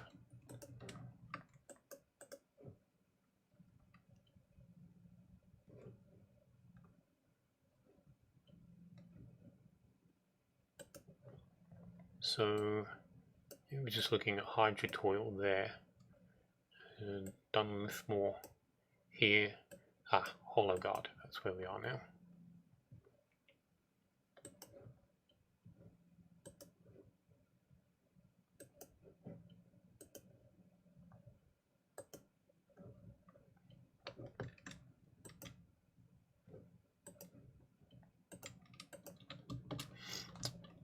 And this is also another attempt at a standard building core that, you know, I think I started to lean towards the idea of a core structure that could be augmented, build extras onto if I wanted to, depending on the size of the land that it's supposed to be watching over. I think there's a mining, I think there's a ravine over here. Yeah.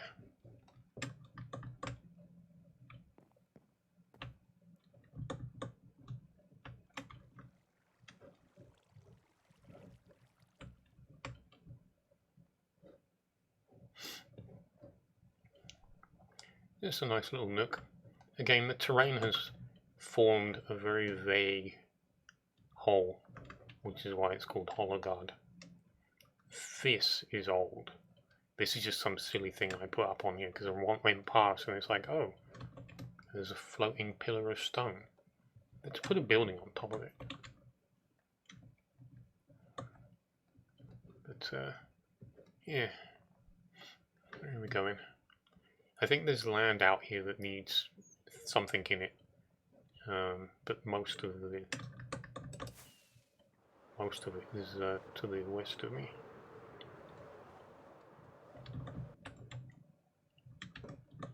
Take the road back up again.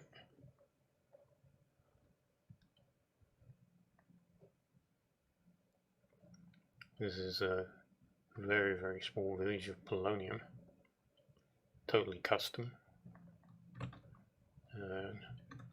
Just put here to mark the conjunction, the junction rather. I quite like this. The way that the dark prismarine went with the oak. It's quite a nice combination. A little bit rich looking, maybe. You look at this and you feel like this must have cost money to build.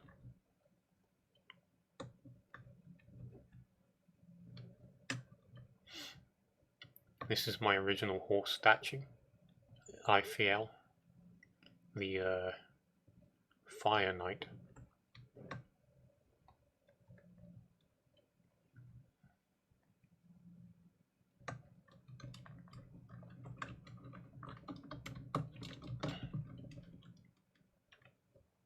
You can see how much I modified the statues compared to the ones around Corin. It's the same pose, but the armor's more extensive, there's more cloth hanging down.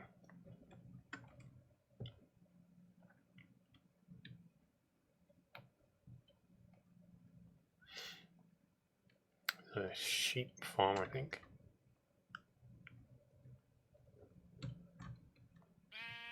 The Rumarahn. That's not what I called this place. Oh, I didn't call this place anything. I couldn't remember what it was called.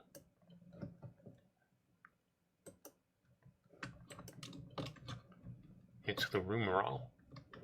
I'll have to remember that. I tried to build the cliff to stop them coming out. It's like it's too steep for them to drop off of. But it looks like they've managed to stay up there. There's at least 3 of them. They probably spawned 3 or 4. Random mining facility, one of the standard ones. It looks like it's just had the colours changed rather than had anything really added to it. And just run-of-the-mill castle on a prominent piece of land. I don't think there's much else out here.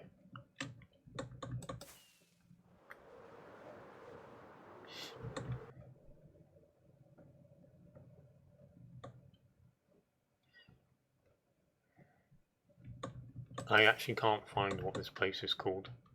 I'll have to check the videos that were made at the time, see if I can come up with something. I have no idea why I didn't build those. I tried putting in a water pit, like just a run of water going all the way around, but it wasn't at the height that the sea was. And unfortunately I'd forgotten that you can't sail a boat just straight up a ledge. You need soul sand to push it up. So I ended up having to dig down another level just to keep it flat. And then started finding ways to bring water here. There's one run that goes all the way down here. It connects several water little mini lakes. Comes all the way down here to the coast. And I want to do something similar with this one. I don't think it's in place, but I did mark the sources. I also marked out what was supposed to be a road, because we're not that far away. And it does seem a little bit odd not to be able to just ride around in a ring, but then you've got jungle and the swamp to get through to get to the actual road, so maybe it's something that they just decided against. This is intended to be the original building from which the rest of the settlement grew up around, and this was their retreat, which we're really not going to talk about because, yeah, that is by far and away the nastiest looking thing I've ever put up.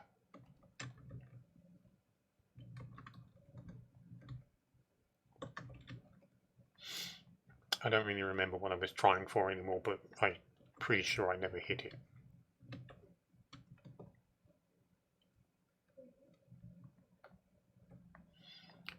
A couple of guardians.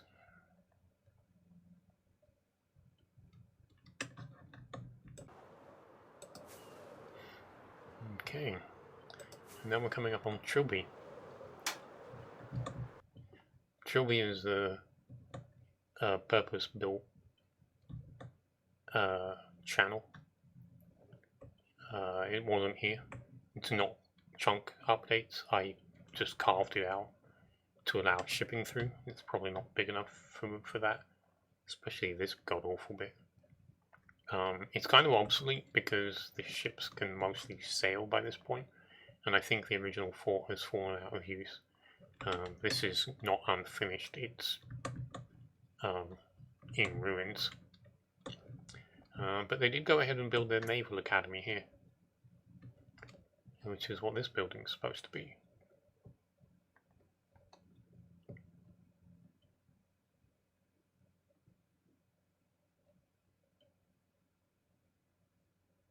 Not too bad. I think I kept a stricter eye on the form of the building, rather than just keep building excess bits on at the side, all over the place and so on. The minecart ride has actually gone underground at this location, there, but it does come up again not too far away. There's actually a connection point underground you can get back on.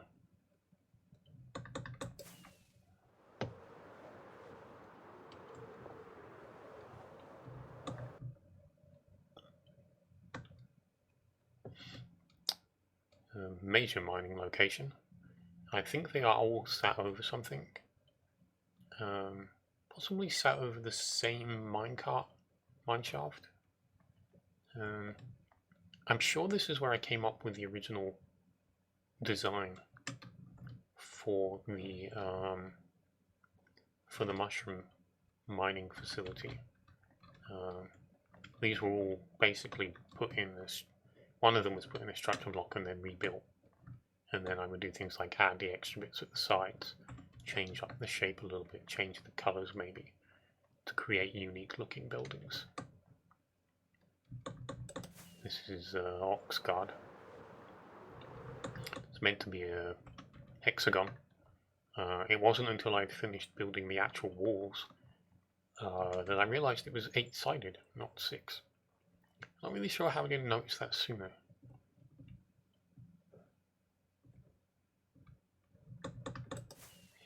This is over the top of an actual dungeon. Not sure what the spawner is. A skeleton? Can't tell. Yeah. This is all of the original chest loot.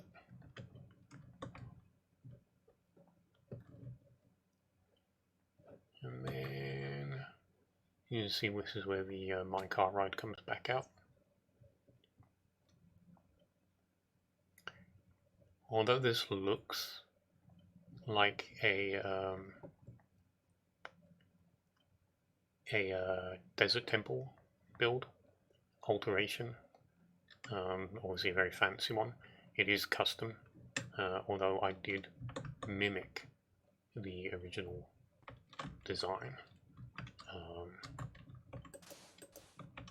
There is in fact a desert temple shaft which I custom built to go here. I'm not sure if I went so far as to give it chests. Let's see. Not sure how I'm going to know from this particular column.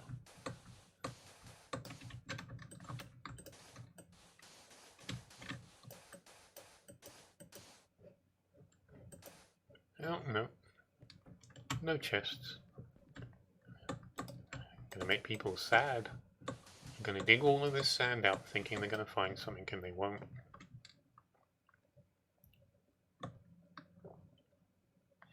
This is Oxgard.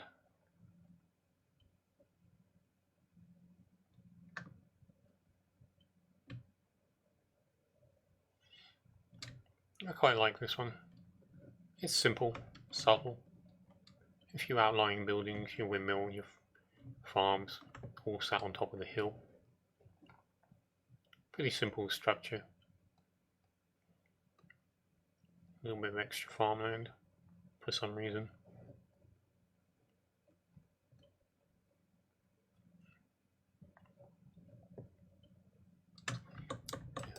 Now this is one of my favourite watchtowers. It's a bit of a mage tower, a mini mage tower. But yeah. Just put a little bit extra in. Came up with something that stands out more from the traditional basic guard tower.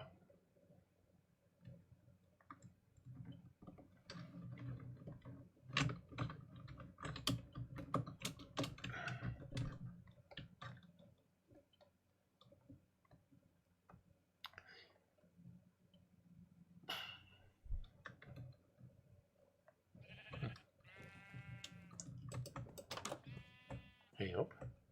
Is there a chest? Oh. Mark guard scruff.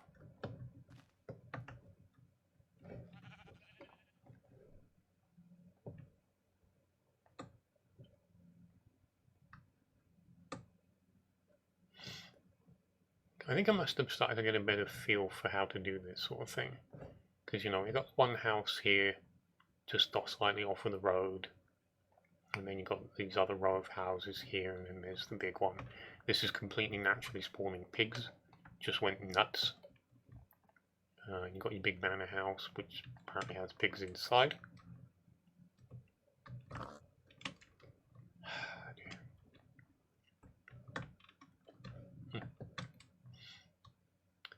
Mining facility. It's kind of spread out, so it's not over the top.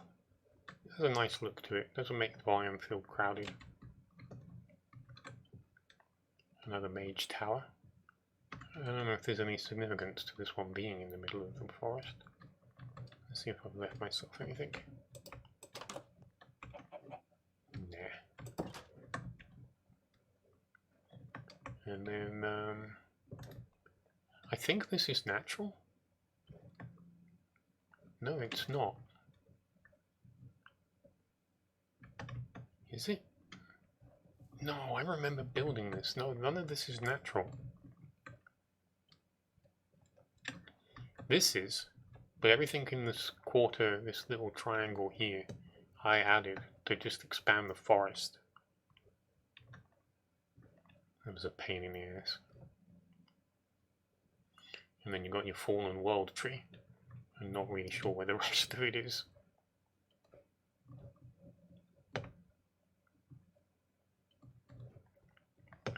And one of the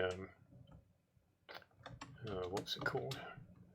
Let's take a look at the map again. So we were just at Mark Guard. Nordran. There we go. Nordran.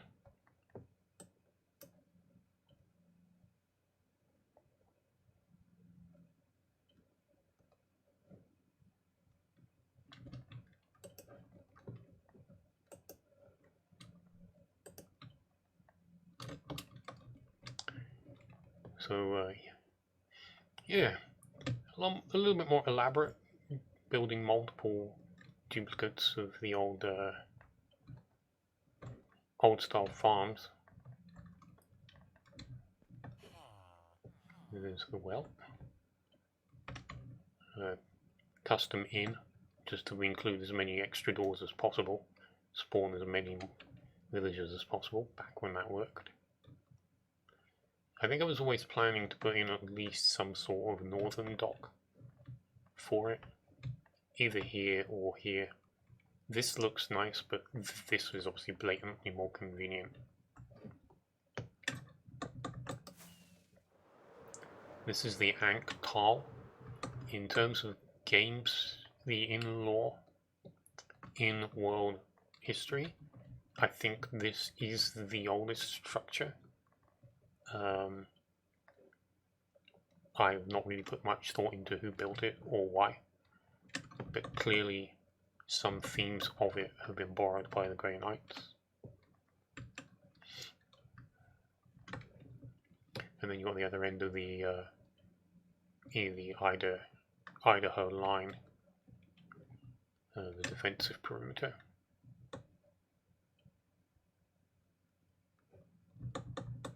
There's a villager over here, but I'm never really sure how he ended up here. Did I spawn him? I can't imagine why I would have spawned him. And I can't think how he would have got here without me spawning him.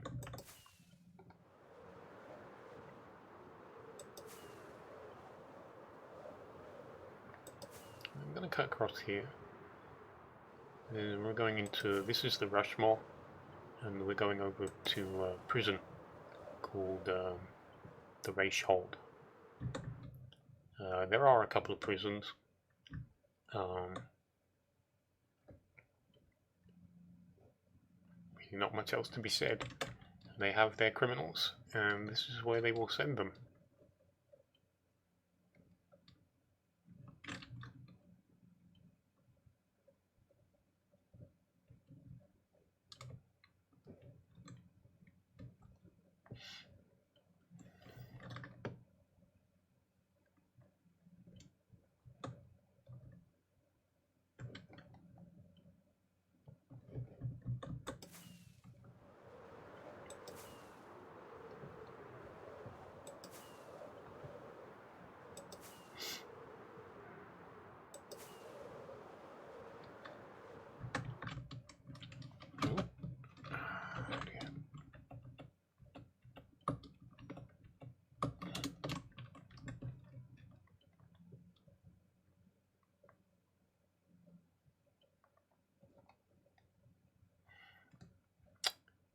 Forget what this one's called. I know it's on the map. I'm not going to look. Let's see if I named it. Did myself a favour. Nope. What about the other gate?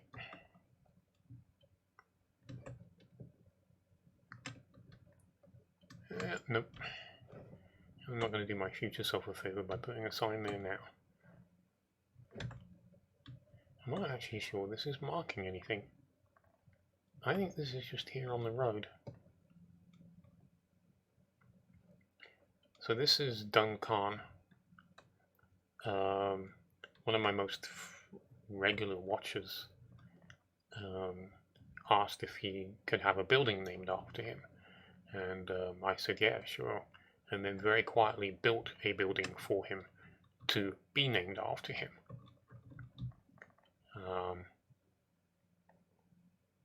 His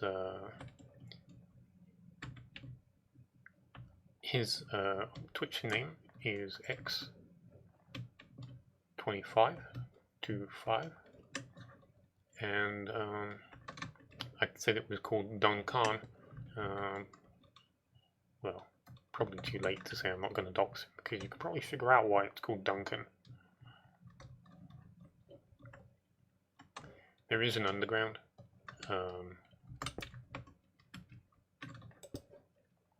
I'm not going to go down there. There's not too much. It's duplicates either side, and then meets in the middle in a large chamber. I think he is down there. I think I put in a tomb for him.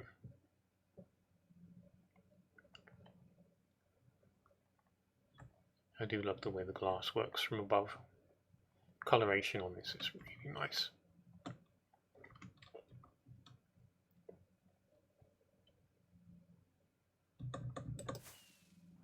We'll come to that in a minute. So we've got some settlements in here, tucked into some of the nooks and crannies.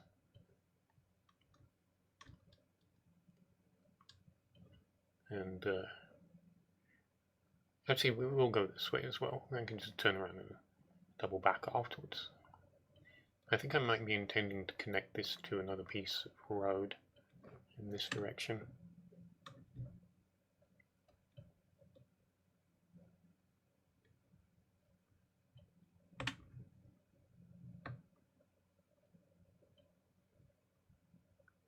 There seems to be something of a defiant pose that I use, like they're sticking their stomachs out.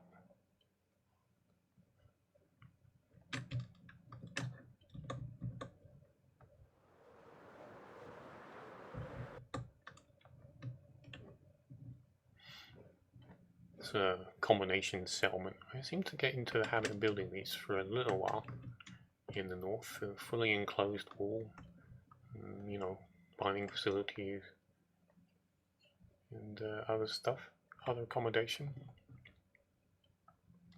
A little bit of outlying support.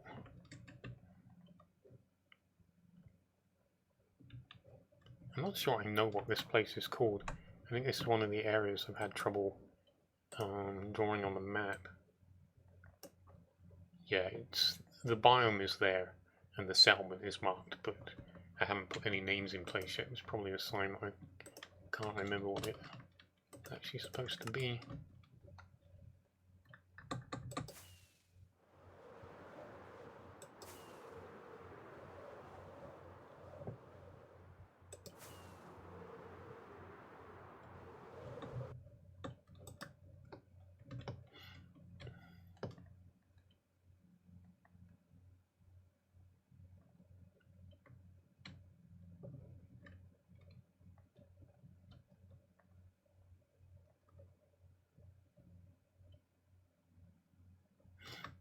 This and this were here for a very long time, along with Norcor and Angtal, but everything else you see, the extra buildings, the forest growth, it was all done much later as part of the expansion process.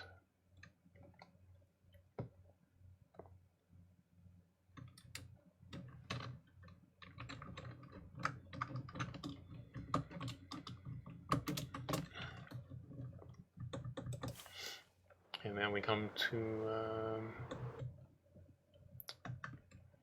Myntvalt. It's a pretty hefty ravine down there. I eventually did come back here in survival, as I keep saying. I often threaten to do at other locations, but when I got here and came back, yeah, turned out the mine shaft really wasn't up to much. You know, it didn't take long to explore it all, and by the time I was done, I was like, yeah, what was the point of that?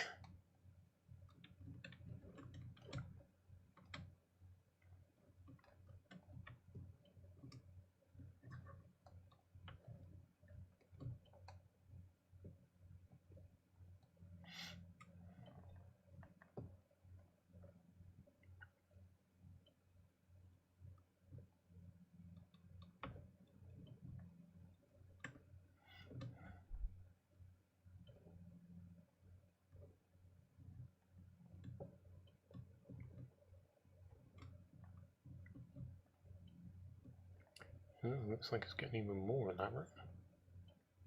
A little bit extra over here too.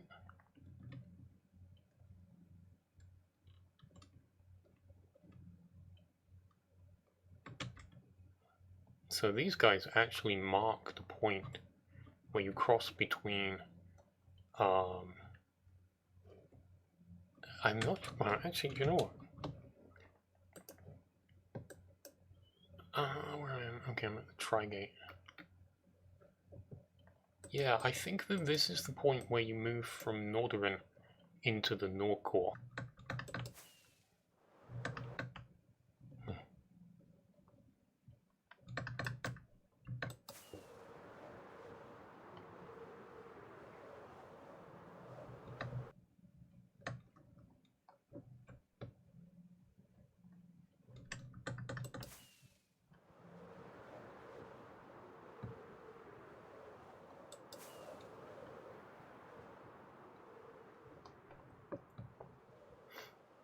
Also,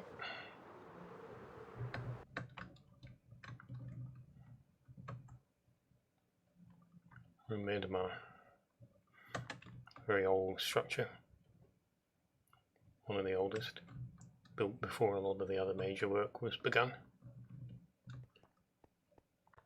You can obviously see there is no andesite,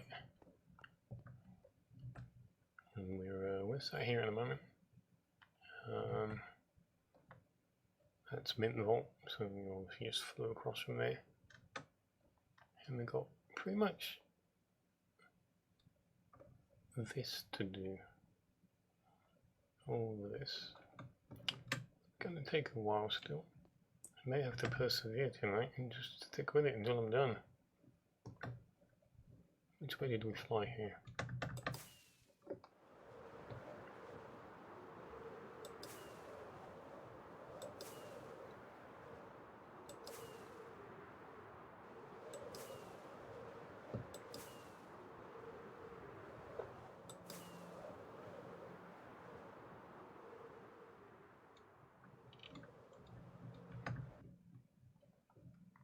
Oh, we'll take a look at that in a moment. The road's going to take a slightly different direction.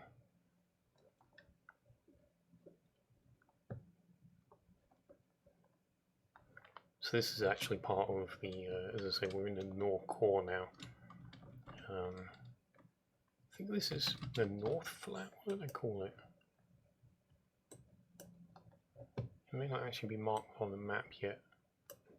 I am behind on the map quite a bit, so some regions just really haven't been given a name yet.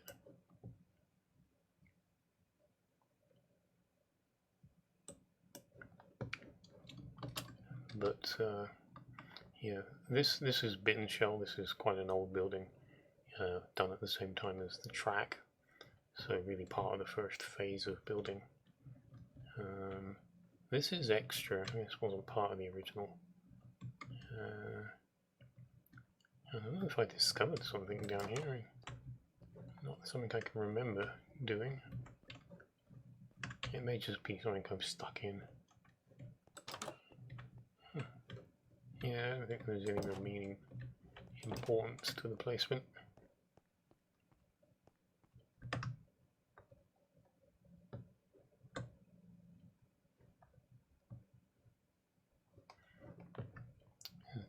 It looks like we're going to have to drop in at Varganolt first anyway, so... But yeah, this was, as I said before, an attempt to just put in some proper farmland. I think it could go further, there would be more. Like, this could probably be covered. And I think I was probably planning to do more in this region as well. I think I would like to do less separate houses and larger fields, just to achieve a better look where I don't have just over excess of buildings scattered around.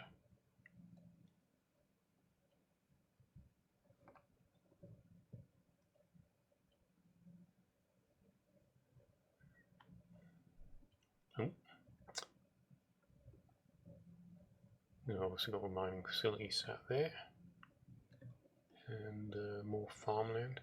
So this is what I'm talking about. This is quite a good chunk of land for a single like, well, it's probably too much for a single person, I don't know, but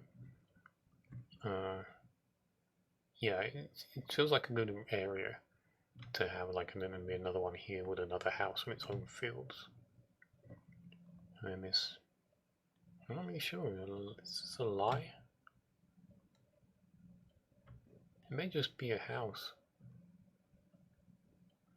I think this comes at a time when the zombie outbreaks were such a big problem that the object was to be as difficult to get at as possible.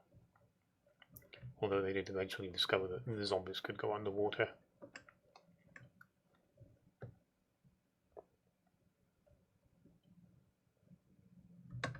Is that another actual dungeon?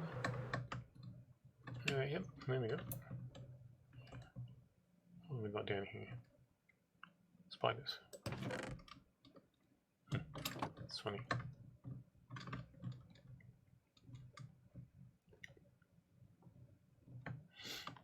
So Varganolt is actually based around a pre-spawned village.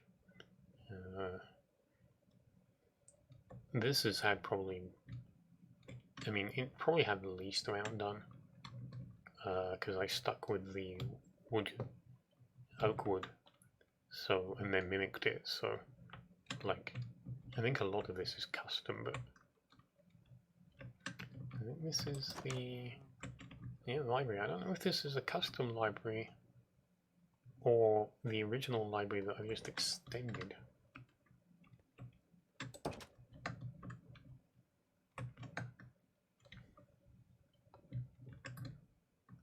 Added a port.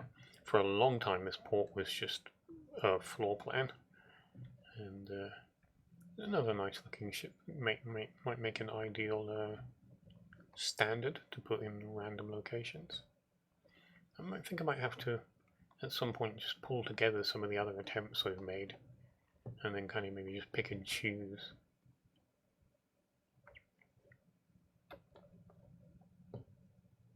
This is a real world building in somewhere in England. It's notable for having been torn down and rebuilt in another location because the coastal area was eroding, and there was now only about 15 meters of land from the edge of the church, and they had to leave behind the base of the large towers because it was too much work to get them out. But they took down everything else and rebuilt it in another location. I think it's a little more colourful in real life. But yeah, stood out as an interesting little story, so I decided to mark it in my world.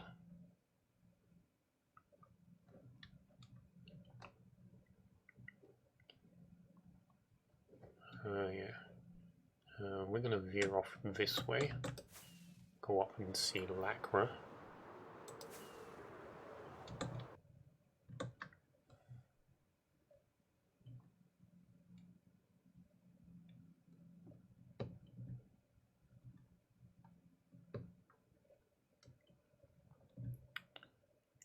Fancy. Don't remember doing that, but obviously I did. Sandwiched in a couple of mushroom mining facilities, just to fill out the landscape a little bit. But that's kind of what they're for.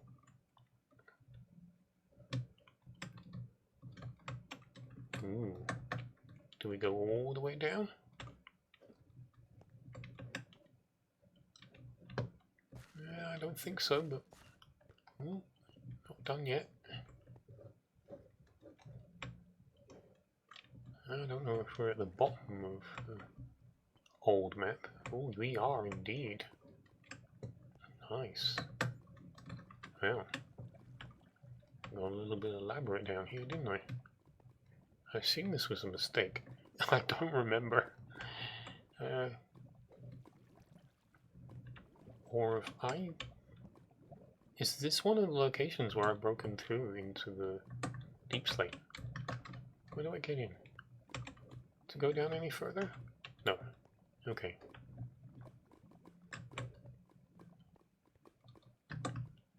Sure. Follow the lights. Follow the lights.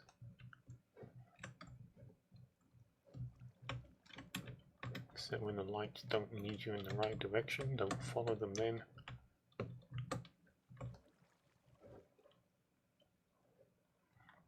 I place lamps and lights of any kind on the left-hand side.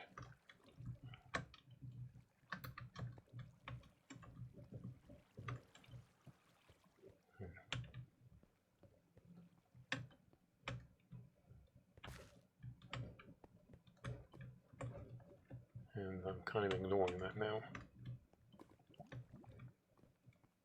I landed on...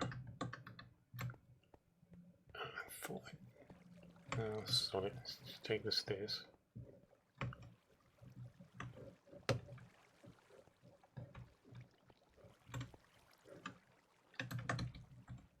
Or we can take the elevator shaft.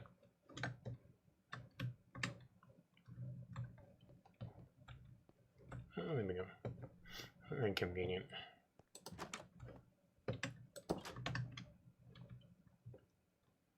Oh, wrong way. So, we'll go this way first, because I think this, I don't think there's a connection directly this way, so, anyway. So what we've got here is the Academia Alchemia, where some of their technical innovations have occurred. Not necessarily the nicest place to work. They have killed part of the forest. Nothing too sinister has gone on here, I think. But the nature of it is slightly toxic, so it's not always the nicest place to work. This is actually the settlement for the workers, I think, and students, because I think it's a learning, places of learning as well, where they teach what they've learned as well as innovate.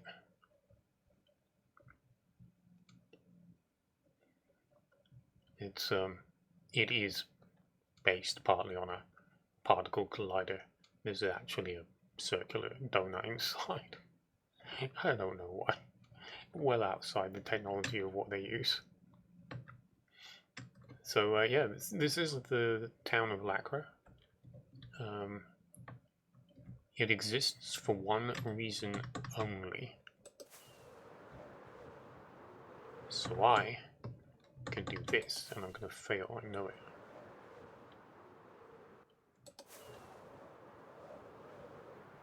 There we go. Yeah, I came over here one time and discovered that basically the river comes through. It narrows quite close here, opens into this much larger lake, and then narrows again. And I was like, well, they just scream to have bridges put over them with housing on either side, because I'm very fond of that kind of structure. So yeah, I did, and now I can, move underneath them.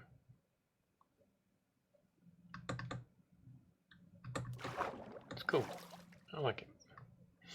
For a long time this wasn't done. It was marked with a vague floor plan, but eventually I put it in.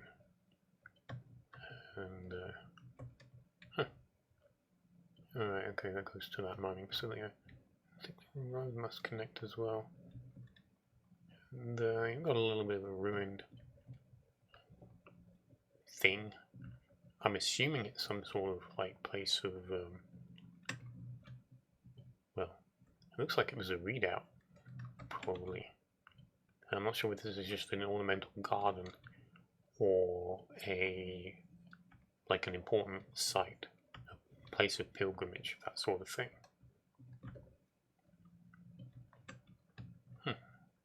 Beginner tower. How did you walk in across the top? Yeah, also you can see there's the unnamed region. Probably my wildest windmill. 4 sides. For some reason. I don't know why. I don't know what I was thinking.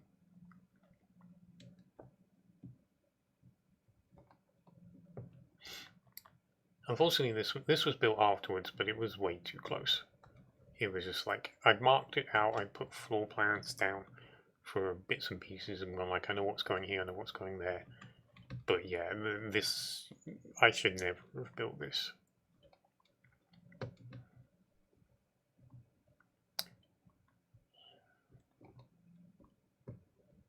But I did, so it's kind of sat there now. Put some effort into some decorative work on this place.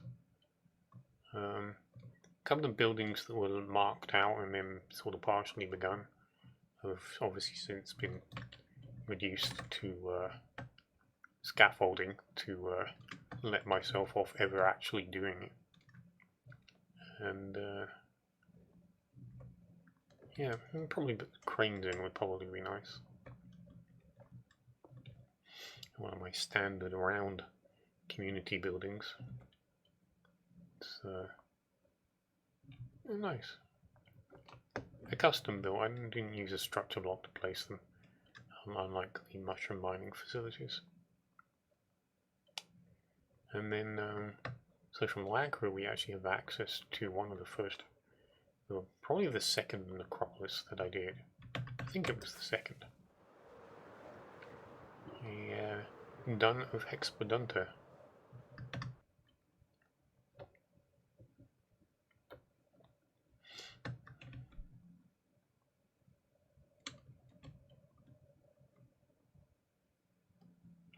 So it's one of the occasions where I can look at a build of mine and be like, that's a nice build.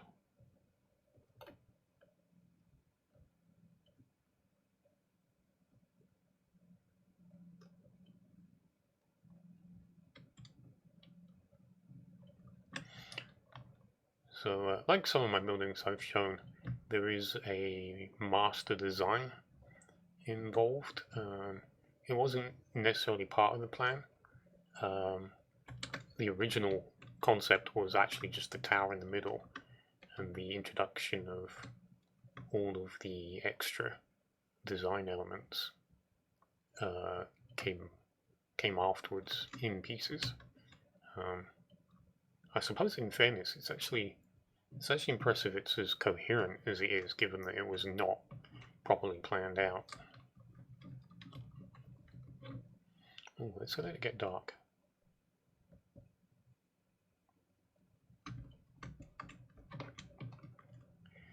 The gap is intentional so that ships can come here. I think that this, amongst other duns, is actually still in use.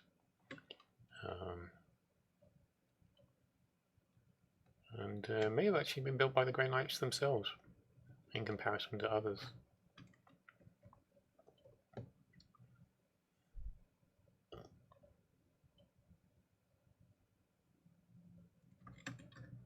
Yeah, it's nice.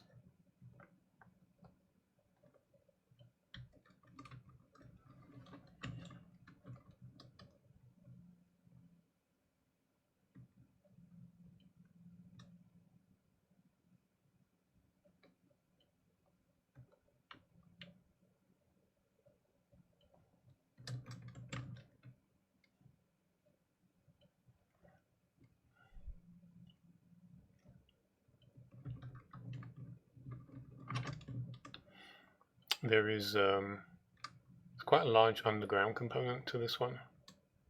It's quite contained. It exists in a fairly small space, but it is still I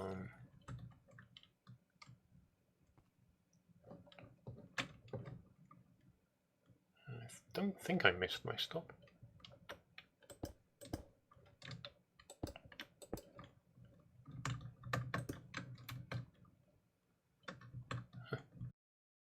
The actual name exactly, but he asked me to bury him here, so I did. War hymn. I don't know what this is. Forgotten song. Very sad and mysterious thing is, I never saw him again. That was a little bit freaky. Oh, so old. I came up with this so long ago. I came up with this while I was originally playing Minecraft. But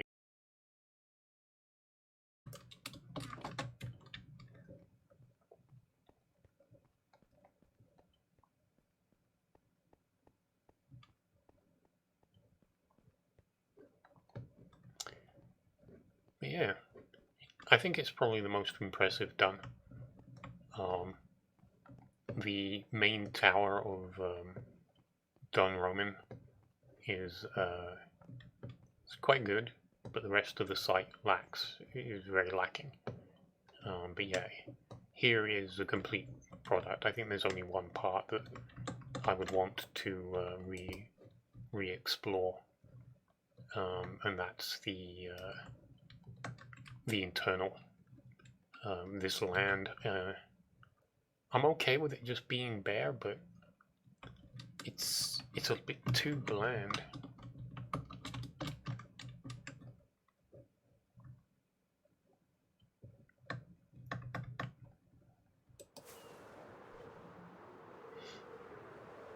Okay, so back to Lakra. We'll cut across. I'll probably edit out part of this, so I don't know why I'm bothering narrating it.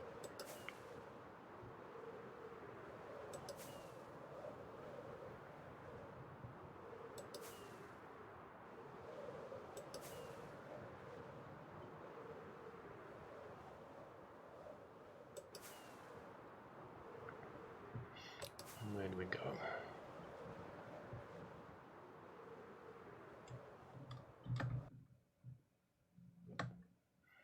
So yeah, we're in the southern part of whatever this region is called. I can't bring it to mind.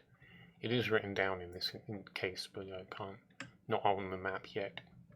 It's obviously more plains infrastructure, farming features, and so on. This is an old location. This is the Ebtal, 3 towers. obviously a mining facility, but the each tower comes down onto its own ravine, and the ravines themselves are actually interconnected.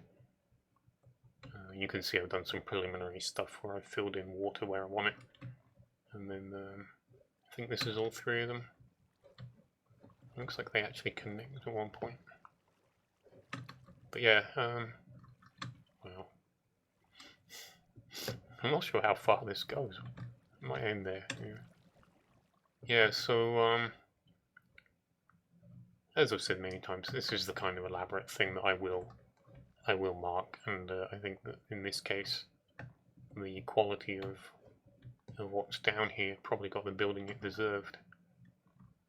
It's obviously very old, because you can tell by the... actually, you can see I've got some andesite in here. Just using it in the decoration on the floor now. That's interesting. I wouldn't have thought it was old enough. I wonder when the andesite was introduced.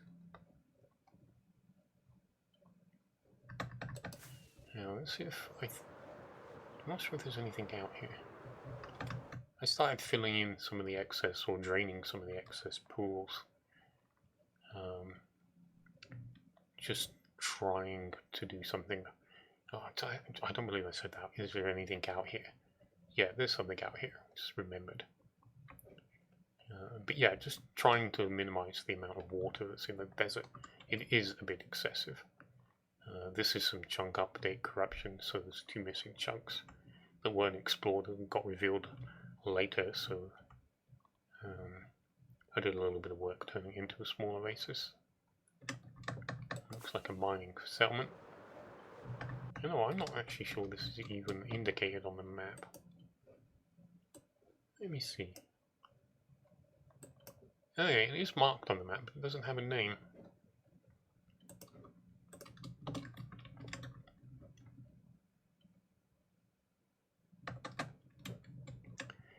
But here we have Korv'ka.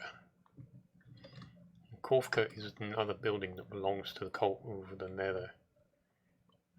And we will be going through in this one because there is something to see the other side.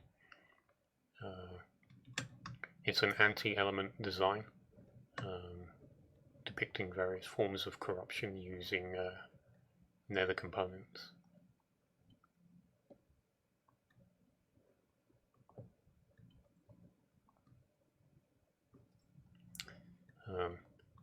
We're going to go through the bottom. There's 2 portals stacked on top of each other, and they correspond to 2 stacked portals in the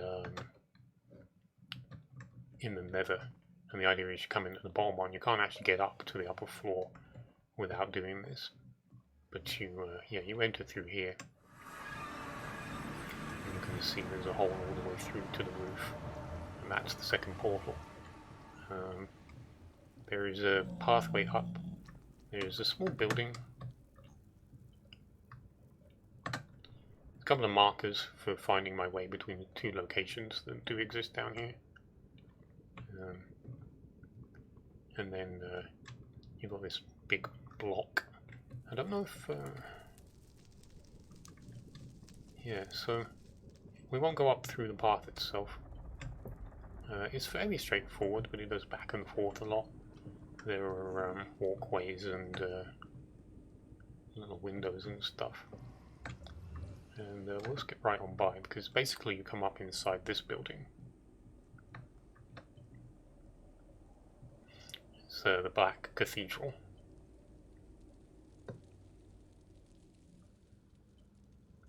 Sitting across a couple of biomes, so the lighting changes dramatically, unfortunately. We're obviously on the roof. I have shaped the roof in the parts that you can see to suggest that there is something to it. And then you've got a ripple in the land where part of it's been torn up. I think somebody blew something up that tore out through the hole. It's not clear what, but that's how they started this. And then we can go inside and take a quick look before we leave. But yeah, very funky colours. anti-element design, representing some of the negative aspects. Obviously, I've had a bit of a change of philosophy in the color scheme. The purple is a void, representative of the void, which isn't unacceptable because the cult of the void, which we will come to soon, does actually emerge from the failed cult of the Nether. So it's not surprising that we're beginning to incorporate in their designs. Anyone who doesn't like terracotta, glazed terracottas, yeah, learn to use them.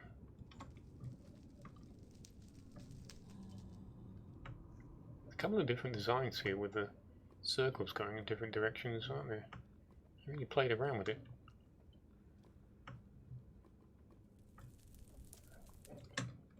Having said that, I totally forgive anybody for never using pink and the magenta glazed terracotta. That's okay.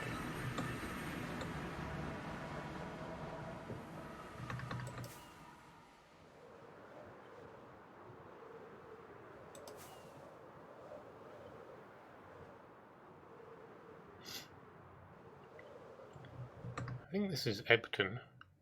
Doesn't sound right. It may have another Nor name. I'll have to look. 1 sec. Oh yeah, Ebcan. So, one of the last villages actually that we've seen now.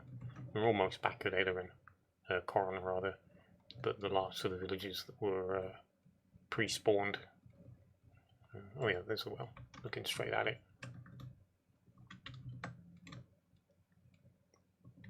I always quite like this one. I like the colour usage. I've always quite liked using the granite in it. I did this later, this bit here, and I was not happy.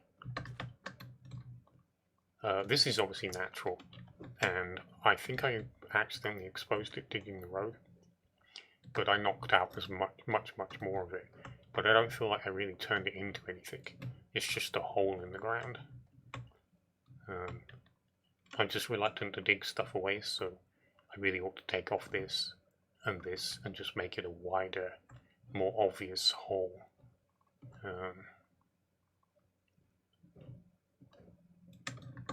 I think this was one of the first things I did with water logging, because it became possible to do these little things.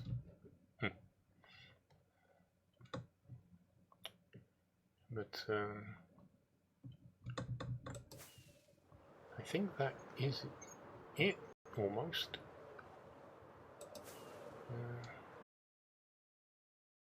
One dark. So, yeah. Okay, map consultation time. We are in a location that I have not yet actually named on the map. I think a name exists for it, but it is behind. This is ironic given I've been spending the last 2 years in the end, and therefore have not added anything to the actual map, and you would think that it would be up to date by now, but it is not. So unfortunately, I did this. I mean, it's a natural pit, it was already here.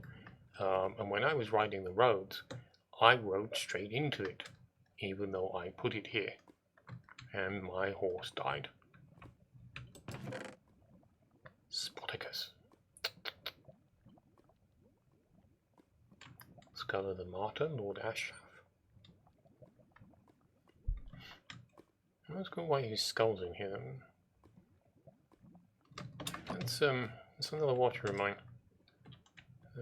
Prolific lurker. He occasionally speaks, but he likes to just watch me build. You should never poke your lurkers. If they don't want to talk, they don't want to talk. But yeah, I'm incorporating him into the world. I think that's actually the second skull. I think he pointed that out. I believe the first was originally... I think they actually called this Ashford Hall. I'm not sure why he's the martyr. unless he conducted some sort of act of self-sacrifice. So what you've got here is the corruption.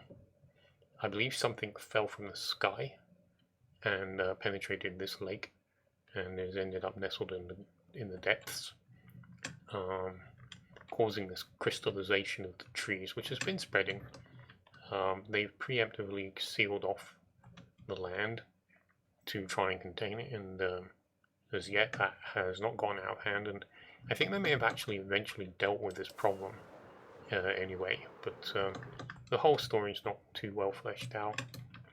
This is, I think this is technically one of the children of the elements, but probably one of the, well, I say probably, definitely belonging to the aspect of water that embodies death. The aspect of the Lord of Water rejected his, oh dear, oh man, yeah, that's major unfinished, that's terrible.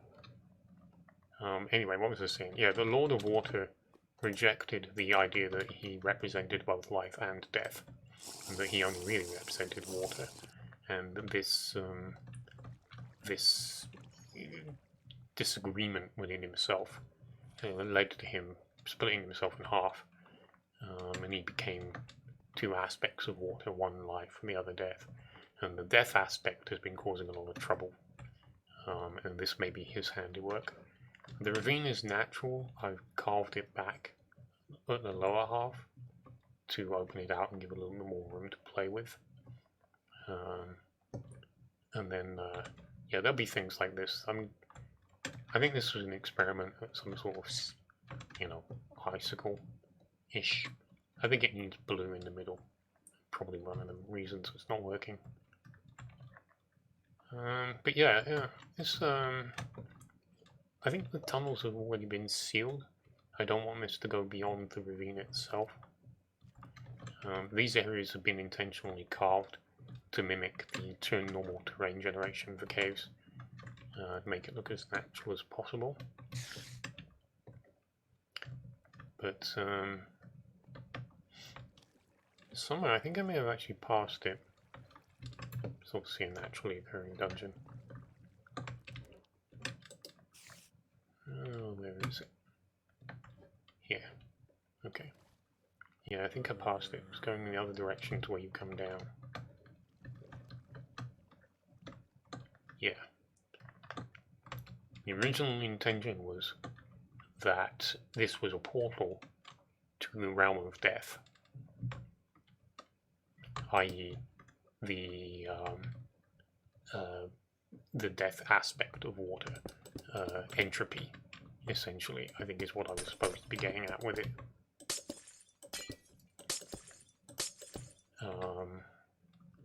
And yeah, you know, obviously there is no such dimension. I don't want to go into the realms of needing mods and extra things to people to be able to use the map or look at the map. But that was the idea, that there would be a realm of death, and they would have to face that particular aspect of water, mostly in order to help the aspect of water, of life, actually recover and become whole again. This was partly necessary because he needed to save his brother's life. Not save his brother's life. He needed to help purify Dagath's poisoned heart, and he needed his full power for that. So he kind of had to get over himself.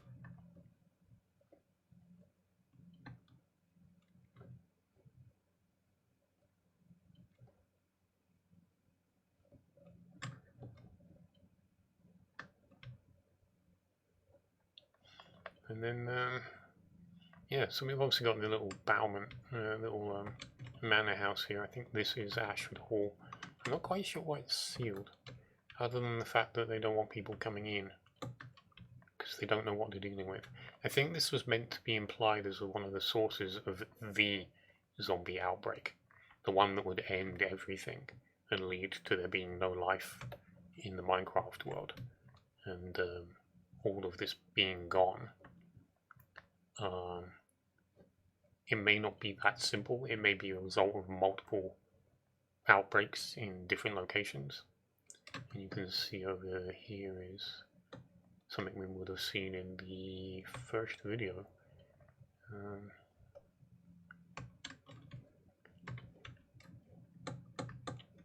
One of the rare occasions of having a jungle temple to dress up. It's the same temple, it's buried underneath here. Put on extra work on the outside and tweaked the inside just a little bit. But most of the cobblestone and the mossy cobblestone is going to be the original design. Oops. Probably the original loot as well. Yep.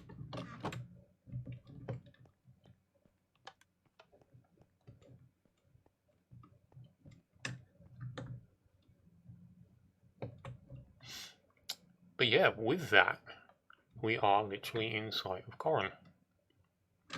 Oh, do you know what? I'm not actually sure I showed you the witches thing. It's terrible.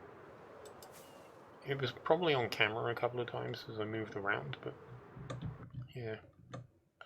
This was another naturally occurring witch's hut. This one. It's been lifted up, much heavily rebuilt. Really went to town with the idea of converting it to something witchy. I think I've now settled on the idea that this was an original location for the Witches' Council. As the Steve began to expand and take over more and more land, the witches decided to simply retreat. Why this hasn't been burned to the ground? Well, it may have done actually, and maybe why the trees look like they do. It may have been heavily damaged by them, but they couldn't actually destroy it. In the past, I think that's why there are stone structures around the other two that we've seen. It's a way of meant to contain what they perceive as negative power here.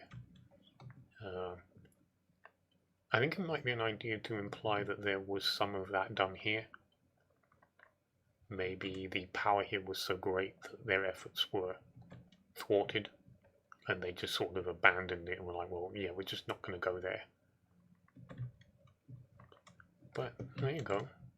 Second to last thing we're going to look at, now that we're back in Korv'ka again. Third to last thing that we're going to look at, because we're going to see Korv'ka again, at least part of it. It's time to go into the end. The end is a 2-year-long project. It's a battle representing the culmination of a story that starts in Soren, or predates Soren, I suppose, in a way.